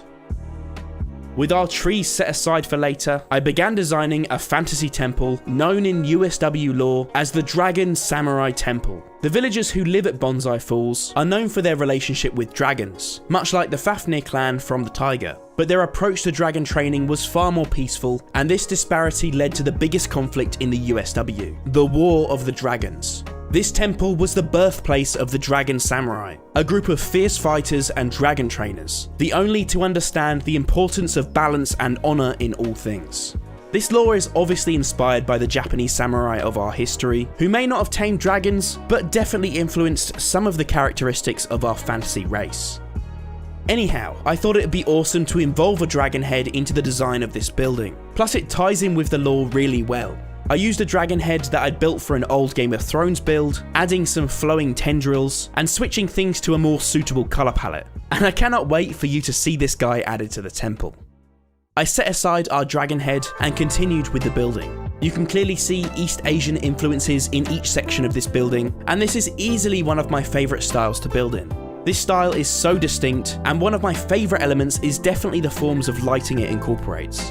In both China and Japan, for example, lanterns are an iconic part of various traditions. From Japan's beautiful Toronagashi festival to commemorate the dead, to the Yuan Shao festival marking the end of the Chinese New Year. So for this build, I really wanted to incorporate some large lanterns into the structure itself, which also contained small memorial shrines as a nod to the traditions of the Toronagashi. These lanterns were inspired by some artwork from Jason Zhu. To finalise our Dragon Samurai Temple, I built a grand pillared entrance with a long stone staircase. I'm kind of envisioning Po from Kung Fu Panda clambering up all of those stairs to the Jade Palace, but I didn't quite go that crazy. With the grand entrance ready, I finally found the perfect place to set down the dragon head that I made earlier and wrap things up with some finishing touches. With the Dragon Samurai Temple complete, I placed it down before moving on to the interior. In our last biome, we did something a little different for our Minecraft village bell upgrade, making a giant war horn for our Viking-inspired village. This time, I'm creating a large gong inside this temple, a means through which the Dragon Samurai are summoned. And, you guessed it, you'll be able to interact with this in the map, but I'll leave that for you to play around with yourselves. For the rest of the interior, I kept the ceilings high and added rafters, as well as some secrets. So be on the lookout for hidden areas and test your ninja reflexes across the high beams. The Dragon Samurai Temple is a real spectacle, and it makes a great start to our bonsai village. Moving on to our village buildings, I kept the same colour palette and style as the temple and designed our first Talon Clan house. To add some variation, I made a stone foundation variant and a wood stilt variant, making these designs much more versatile. It can be used at ground level or elevated as a cliffside house. For the second house, I repurposed the first design and expanded upon it with a second level beneath. It was really fun to play around with elements like the hip and gable roof, which is essentially what you can see at the top of this house, and I got to experiment with mangrove wood in house designs for the first time. Again, I built a stilt version of the same design, and I love how dynamic these look. They're going to be great for exploring, and they of course all have interiors as well. And of course, this wouldn't be complete without a little pagoda style house, so I quickly whipped up a small building with stacked eaves before moving on to the next house design. I gave this one a round door for some more variation, and it kind of reminds me of Pandaria from World of Warcraft. You may have also noticed I came up with a banner design for the clan, creating lanterns to decorate each house and tie everything together nicely. Now, since Bonsai Falls is full of waterfalls and rivers, it only makes sense to add some bridges, another structure that has a really distinct look across East Asia. For this bridge, I added a rooftop and went for a stacked fantasy style on either end, with lots of variation in height and shape. For the interiors of this bridge complex, it made sense to include some racks for hanging small fishing boats, as well as storage, and lots of other nooks and crannies for you to get lost in during your survival adventures. There are so many secrets hidden in these buildings and throughout the world, guys. I just can't wait for you to stumble across them for yourselves. To make sure everything is bustling and lively, I whipped up some decorations. A couple of wagons, a well, a stone lantern, and a Torii Gate inspired structure to place near our Dragon Samurai Temple to mark the sacred grounds. And now, the fun part, placing everything we created to fill this lush valley with life. Steph and I started with the large bridge, adding boats to the rivers before moving on to the main houses. We then whipped up another smaller bridge using those pagoda style buildings either side, with a classic red arching bridge sandwiched between them.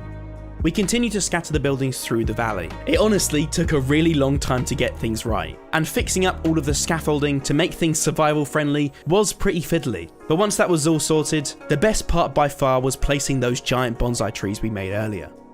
These gnarly trees look so cool in this setting, and making a wide variety of shapes for these definitely makes the whole area look really natural.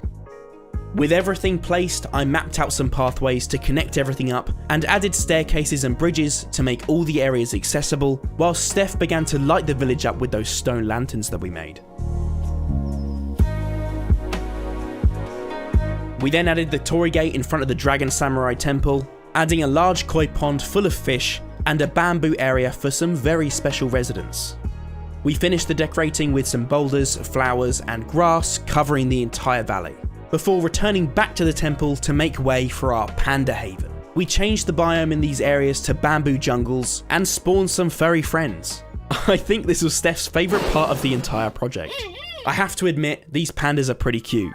Also, did you guys know that they had different emotions and behaviours?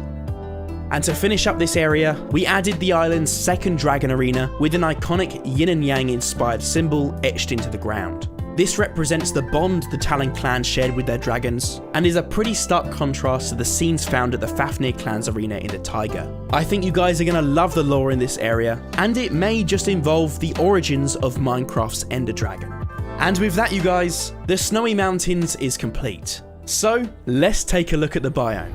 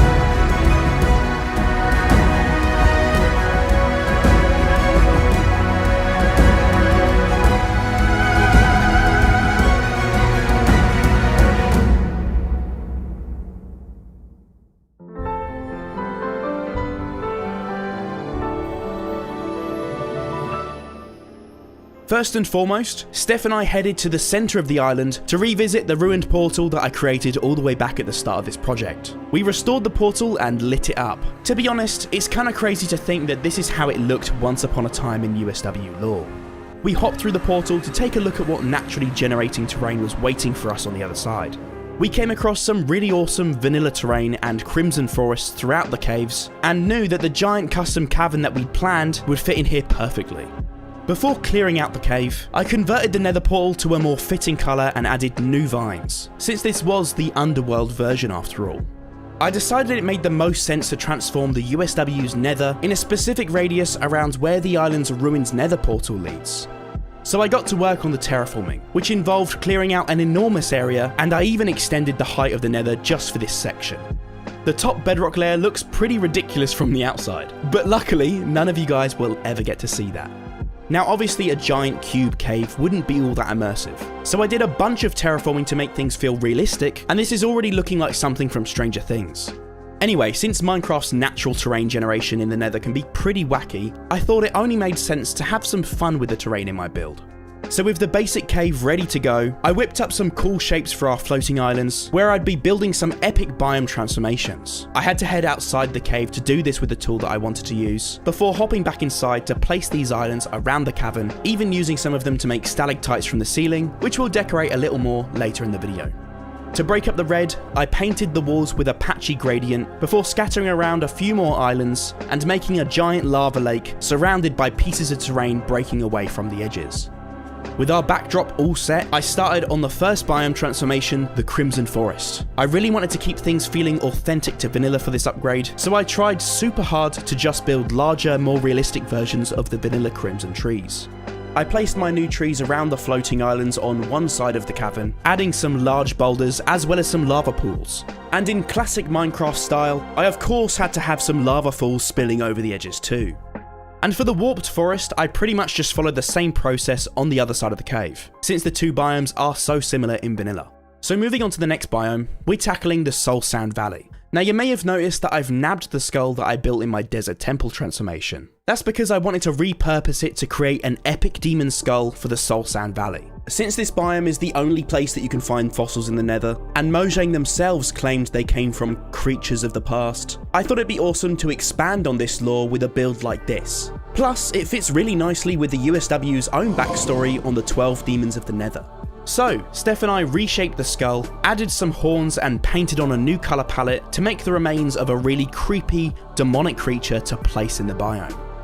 I then switched out the normal fire in the eye sockets for soul fire, and made some little adjustments before placing the remains in the cavern, along with some giant rib cages and bones that I created earlier in the series. I also included some basalt spikes to break up the terrain a little. Plus it was a nice way to tie in the Soul Valley with the Basalt Delta biome. And it wouldn't be a true Soul Valley upgrade without scattering some soul fire throughout the biome. So moving on to the final biome, the Basalt Delta. Since this is so annoying to traverse in vanilla, and we already have plenty of crazy terrain in this cavern, I decided to keep things simple and make these areas a little more survival friendly. I built some stacked basalt rock formations, added some lava pools and scattered some blackstone variants, since in vanilla Minecraft it's more likely to generate here than in any other biome.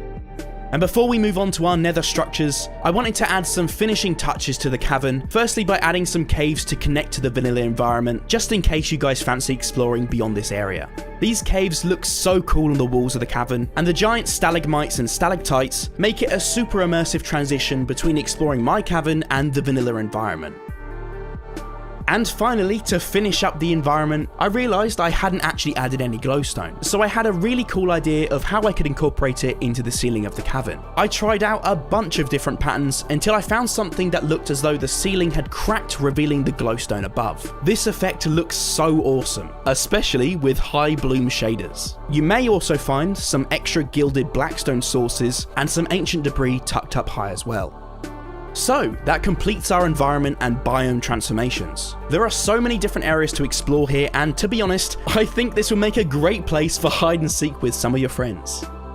So next up, we're tackling the Bastion Remnant. You may have actually spotted the red floor plans earlier in this video, and if you're watching closely, you'll have seen we're making one for each side of the cavern. So, I blocked out the main structure with coloured concrete. Usually I'd use wool, but it's a bit of a fire hazard here in the Nether. And as you can see, I've based the shape on a real-life Bastion fortress structure. Because let's be honest, I don't think any of us really know exactly what this is. Anyway, with the main structure blocked out, I decided that I wanted to do something organic for the entrance. Since the Bastion is home to the piglins and piglin brutes, I thought it would make sense if one of the creatures of the past, referenced by Mojang, were a race of giant piglins, who perhaps was at war with the large demonic creatures whose remains also lie in the Soul Sand Valley. To honour their ancestors and ward off thieving adventurers, the present-day piglins incorporated these remains into their entrance in an attempt to protect their precious gold from you guys. And there are lots more challenges waiting on the inside. Next, I painted the Bastion with a gradient, adding some lava falls dripping down the walls, and built the entrance, lining it with soul fire braziers. Next, I added more fire braziers, finishing up with a giant soul fire flame roaring up top. I also switched out some of the giant piglin skull blocks, because Steph said the horns look like a mustache and we couldn't unsee it. My guy literally looks like Mario with a nose ring. Moving on from our mustached piglin, for the interior, I divided everything up and built a long menacing corridor for the entrance, with lava falls, hanging chains and etched patterns on the floor. I wanted to make sure that this structure had some challenging obstacles like the vanilla one, with some tough areas to traverse if you want to get your hands on all of the loot. So, with the help of our dev Godder, we made some parkour courses through lava pools on each level. On each floor you'll find a different parkour course, which will get increasingly harder as you progress further up the Bastion with better loot available on each level. Eventually you'll reach the top floor, where you'll find the ultimate parkour challenge lining the wall. And if you can make it to the top, you'll find some epic loot up for grabs. So with our Bastion complete, I mirrored it over to the other side and tidied up the surrounding environment to wrap up our Bastion Remnant upgrade. Even though this is more of a simple upgrade for me, I love how this turned out, especially with the expansion of our Minecraft lore and the parkour challenges throughout the interior.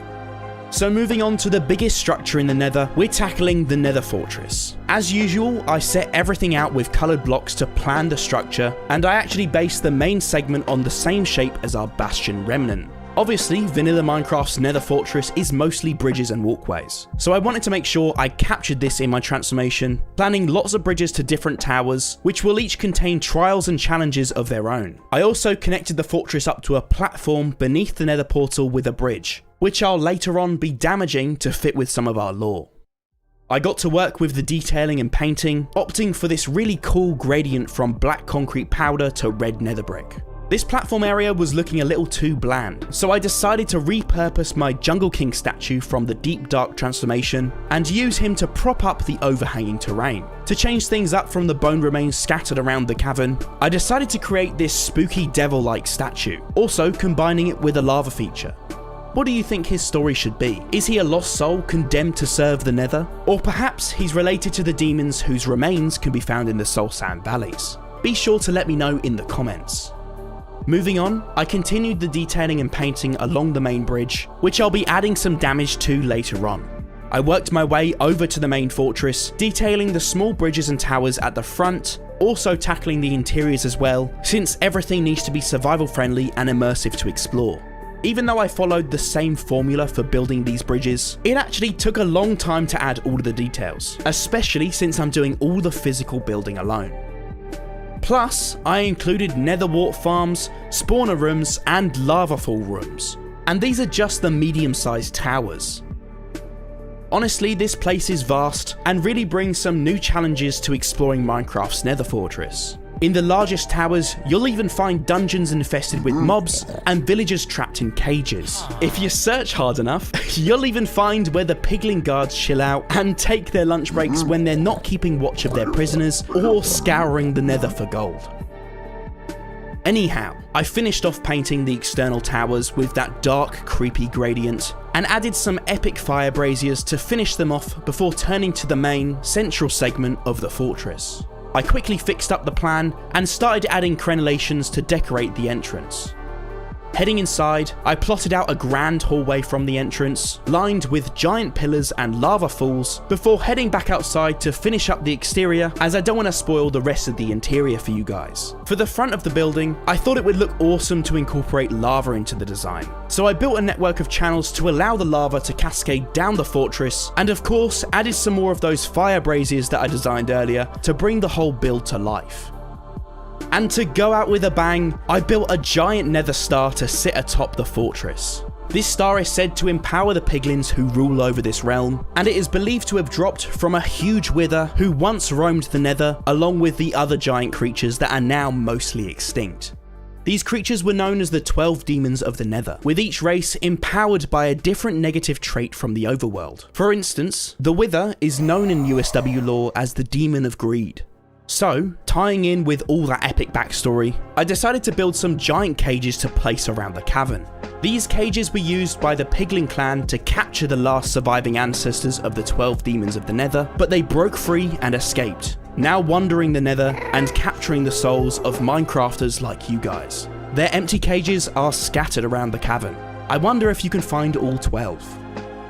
When the demons escaped, they also broke the bridge to the Nether Fortress in all of the commotion, so that'll be another challenge for you guys to tackle when you head to the Nether for yourselves. And that just about wraps up our spooky Nether transformation. This place is so creepy, you guys. Even though I said that this was going to be a smaller upgrade, it's ended up pretty massive. So with the Nether done, I still had tons left to build, so I headed back to the overworld and got to work on upgrading the island's hidden stronghold, which looks like a complicated old mess when extracted from the world. I laid out all of the different rooms, sorting them by type, jumping into each one to make some epic upgrades, starting with that all-important portal room. For these upgrades, I tried my best to keep things really survival friendly with some resemblance to vanilla. Next, I tackled the library, bringing these huge stacked bookshelves, study nooks, and even a second level to explore. I of course had to finish up with a candle chandelier before quickly building some upgrades for the remaining rooms, and creating a staircase and corridor to connect all the rooms up. I then plotted out our shiny new stronghold, and to be honest guys, this place is an absolute maze. It's going to be so easy to get lost in here, and there are so many rooms to explore. As you can see, it's at least double the size of the original stronghold that you can see over there in the background. Even though I built this myself, I definitely still get lost in all of these winding corridors and staircases. And coming across dungeons like these when you're lost in what feels like the medieval equivalent of the backrooms is definitely super creepy. But you'll have to find it for yourselves, as I've hidden the upgraded stronghold somewhere in the USW, so get your ender eyes ready. And after at least 6,000 hours of hard work between Steph and I, we're on our way to the final transformation. Let's head through the end portal for our final major upgrade of the USW. Starting with the main end island, I made some improvements to the terrain to make things feel more realistic, using some of the floating islands I made for the Nether earlier to help me out a bit. I then had the idea to edit the obsidian pillars to house large crystals, perhaps fallen stars or larger versions of the end crystals that usually sit on top. It was a great idea in theory, but since the Ender Dragon has a tendency to destroy everything in its path, it didn't end up working out. I didn't want you guys to have a totally wrecked battleground to fight the Ender Dragon in, so instead I opted for something more organic and made something that suited the name Obsidian Spikes a little better. I think these clusters almost look like mystical shards from outer space that have kind of dispersed on impact with the island. And it's an added bonus that the Ender Dragon can't mess these up. Since I couldn't incorporate the crystals into the pillars themselves, I thought it'd be cool to add some crystals around the island instead, to perhaps show where Minecraft's end crystals originally came from. The original island is so bare and I didn't want to deviate too much from vanilla, but I think this addition definitely spices things up a bit. And finally, I created a mystical broken bridge, sort of inspired from the Bifrost Bridge from Thor, leading into the distance. This bridge once led to a giant floating city, and it's a big clue to let you guys know where to head in order to find it once you've defeated the Ender Dragon, since the end gateways will only lead you to the distant lands. So that leads us to the biggest transformation of this dimension, the End City. Now for this city transformation, we had a ton of ideas and suggestions. Could we make it into some kind of giant tree city, since the vanilla version sort of resembles a tree? Or perhaps something more like a futuristic space station? None of these ideas really felt right to us. The end definitely feels a little futuristic, but also very mystical and strange. So we wanted to capture all of that in our most creative design yet. So after all the planning, uncertainty, and a whole lot of sketching, this is what we came up with. We ended up with a very limited timescale to actually build this in, but I think it definitely captures the different themes of the end. The central pillar acts as a hub to the city, and anchors 3 large ring systems made of mystical end dust. These rings will be home to our new end buildings, creating a multi-layered city like the original. There will also be a huge Ender Dragon statue snaking around the central pillar, as a tribute to the dragon for protecting the city from outsiders venturing from the overworld. With only about 4 to 5 hours of building time for the dragon, and a big challenge ahead, I got started with the Ender Dragon sculpt. Now I know it would have been much easier to take a sculpt from the internet and import it into the world, and some people think that I've actually done this when they only see a picture of my organic builds. But honestly, a lot of the time you can tell when a model has been 3D imported, and it just doesn't look right. Plus, if I'm creating something for you guys, cutting corners just wouldn't sit right with me. So I've always invested the extra time in this project to keep it authentic and do as much as possible myself. You may only see the process for a few short seconds, but it's definitely worth it. Anyhow, creating the head on a straight axis wasn't actually too tricky for me, but the real challenge came when tilting the head down and turning it on an angle. Both of these things can really mess with the shape of something you created on a straight axis, especially for things like teeth, which are hard enough to build with square blocks as it is. But I managed to clean things up nicely before placing the head and creating a snake-like body, since this would be a wingless space dragon inspired by East Asian depictions, as opposed to a winged dragon. I painted the body in the colours of the original Ender Dragon, adding spikes down its back and ridges down its belly, before adding some arms and painting them to match the body. Also making some final tweaks to the head, using crying obsidian to add a glow around the face, as if the dragon is gearing up to breathe purple flames. I also added a glow to the mouth and some smoke coming from the nostrils, and at this point I was surprised I'd managed to build all of this in time. With the dragon mostly complete, besides a few little tweaks that you may notice appearing in the next few shots, I detailed the central pillar, adding some extra ring systems at the bottom and creating a huge spiraling parkour stairway up the middle to allow access to different levels. And finally, it was time to work on the buildings themselves. Steph and I wanted to keep this true to vanilla, but also more city-like with some mystical elements. We made these mini skyscrapers with the vanilla colour palette in mind, adding some mysterious glowing symbols to each building, inspired by the hex symbols used by Scarlet Witch in Marvel. We pretty much made up these symbols randomly, so if they accidentally look like anything from real life, it's completely unintentional. We also thought it'd be cool if the buildings were mirrored either side of the ring systems, defying gravity just like the vanilla End City does. So we did this for all of the buildings, creating the interiors as we went. We also made sure to create enough variants of the designs to keep things busy and dynamic, rather than just placing the same building over and over again. We made some small tweaks to the dragon, and then it was time to place all of our wacky buildings on the ring systems. We are so proud of this piece and how quickly we managed to put it together, and it definitely has to be our most unique creation to date. It will certainly be awesome to experience in game. I can guarantee you won't have explored anything quite like this before. And with our End City complete, I moved on to the End ships, which in vanilla, they kinda look like a basic galleon with a wacky colour palette. So with that in mind, I thought it'd be really cool to modify the galleon that we used in the overworld. Perhaps some of the fleet from the overworld took a wrong turn on the seas and fell into another dimension. Whatever your predictions on the lore, we thought a subtle nod to the overworld and everything we've been creating on the island for so long now would be a nice touch to wrap up the main transformations. I modified the colour palette to match the blocks found in the end, made some design tweaks, and created some new sails that were more spacey based on some sci-fi ships I saw online. I built these ones out of stained glass, and I love the ghost-like effect.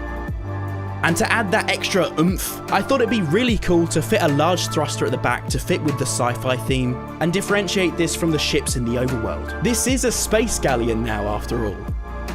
To finish off, I added ropes to connect up the sails. I used glass panes for this section, and it definitely adds to the ghosty vibes. It's looking a little like a purple flying Dutchman. So with our End ship done, I placed them around the city, and you'll also find them scattered in the distant lands. They're all pretty close to the edge, nearer to the main island and the city, and they're definitely worth finding because each ship contains special loot, including elytra. And if you find enough of these ships, you'll eventually nab yourself a full set of netherite armor.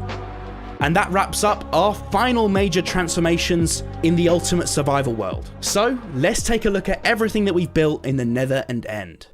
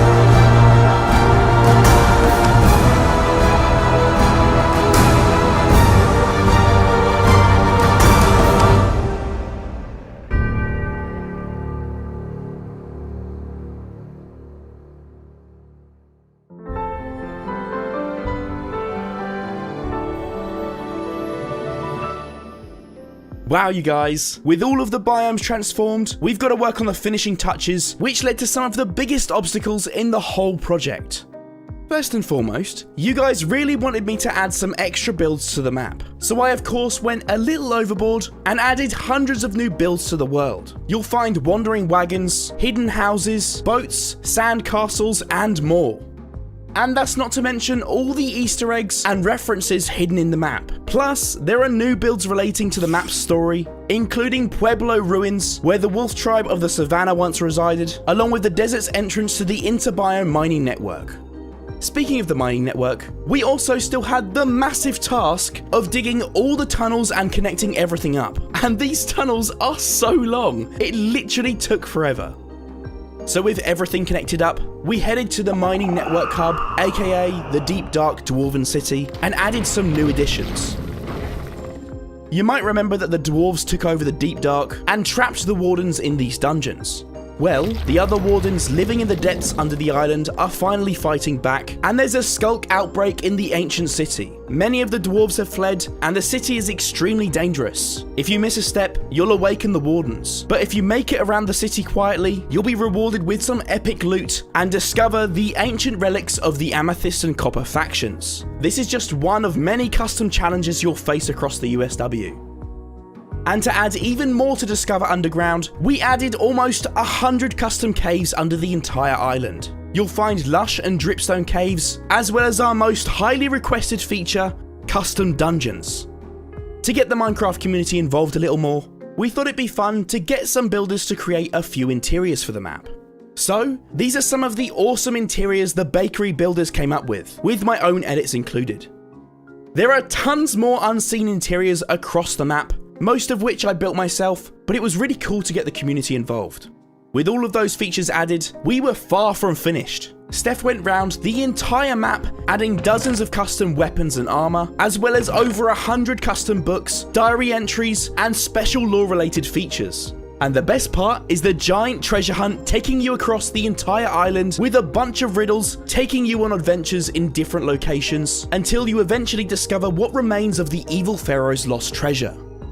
And since some of you guys were a little worried about performance and frame rates in the world, we created a separate optimized version for the Survival Maps Patreon tier, which also comes with standard Java and Bedrock. We literally spent hours removing demanding blocks from the map whilst trying to keep all of the important aesthetics intact, which greatly improves frame rate and will be super handy to anyone who doesn't have high PC specs. And after all of that, there was still tons more to tackle.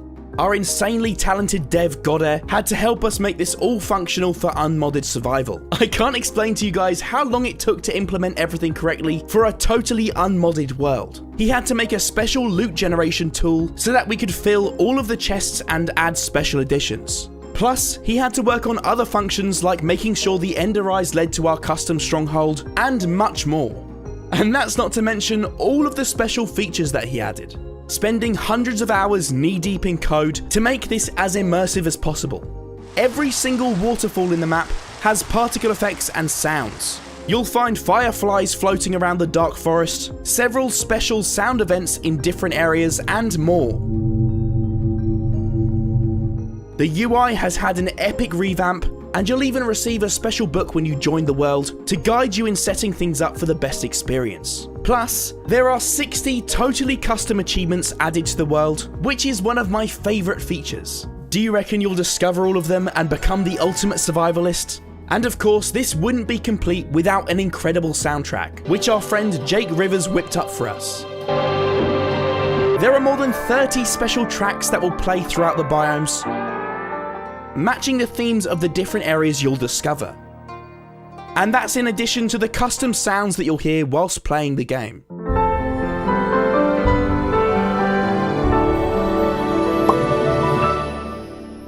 So, after all of that, we had a very scary task of getting this all transferred to Bedrock. And honestly guys, it was a whole journey. Firstly, we realised that Bedrock randomly has different world height to Java, but only in the Nether. We tried to convert the world file and ended up with a total mess. So I had to remodel the entire Nether just for Bedrock, which took days. And if that wasn't enough, we had a contact who was due to help with the conversion for almost a year, but a week before release, we realised that nothing was ready, and we were pretty much left in the dark with a million things to do before launch. We were totally not stressed at all though. Luckily, we got Sam on board, who literally learnt how to code Bedrock within a matter of days, and got the world working for us with only a few minor differences to Java, which is just insane. And with all of our finishing touches added, after more than a year of dedication and super hard work, the ultimate survival world is complete, and you can finally play it for yourselves. Thank you all so much for the insane support. There's plenty more to come in 2023. Now let's take one final trip together through some of the highlights of the ultimate survival world.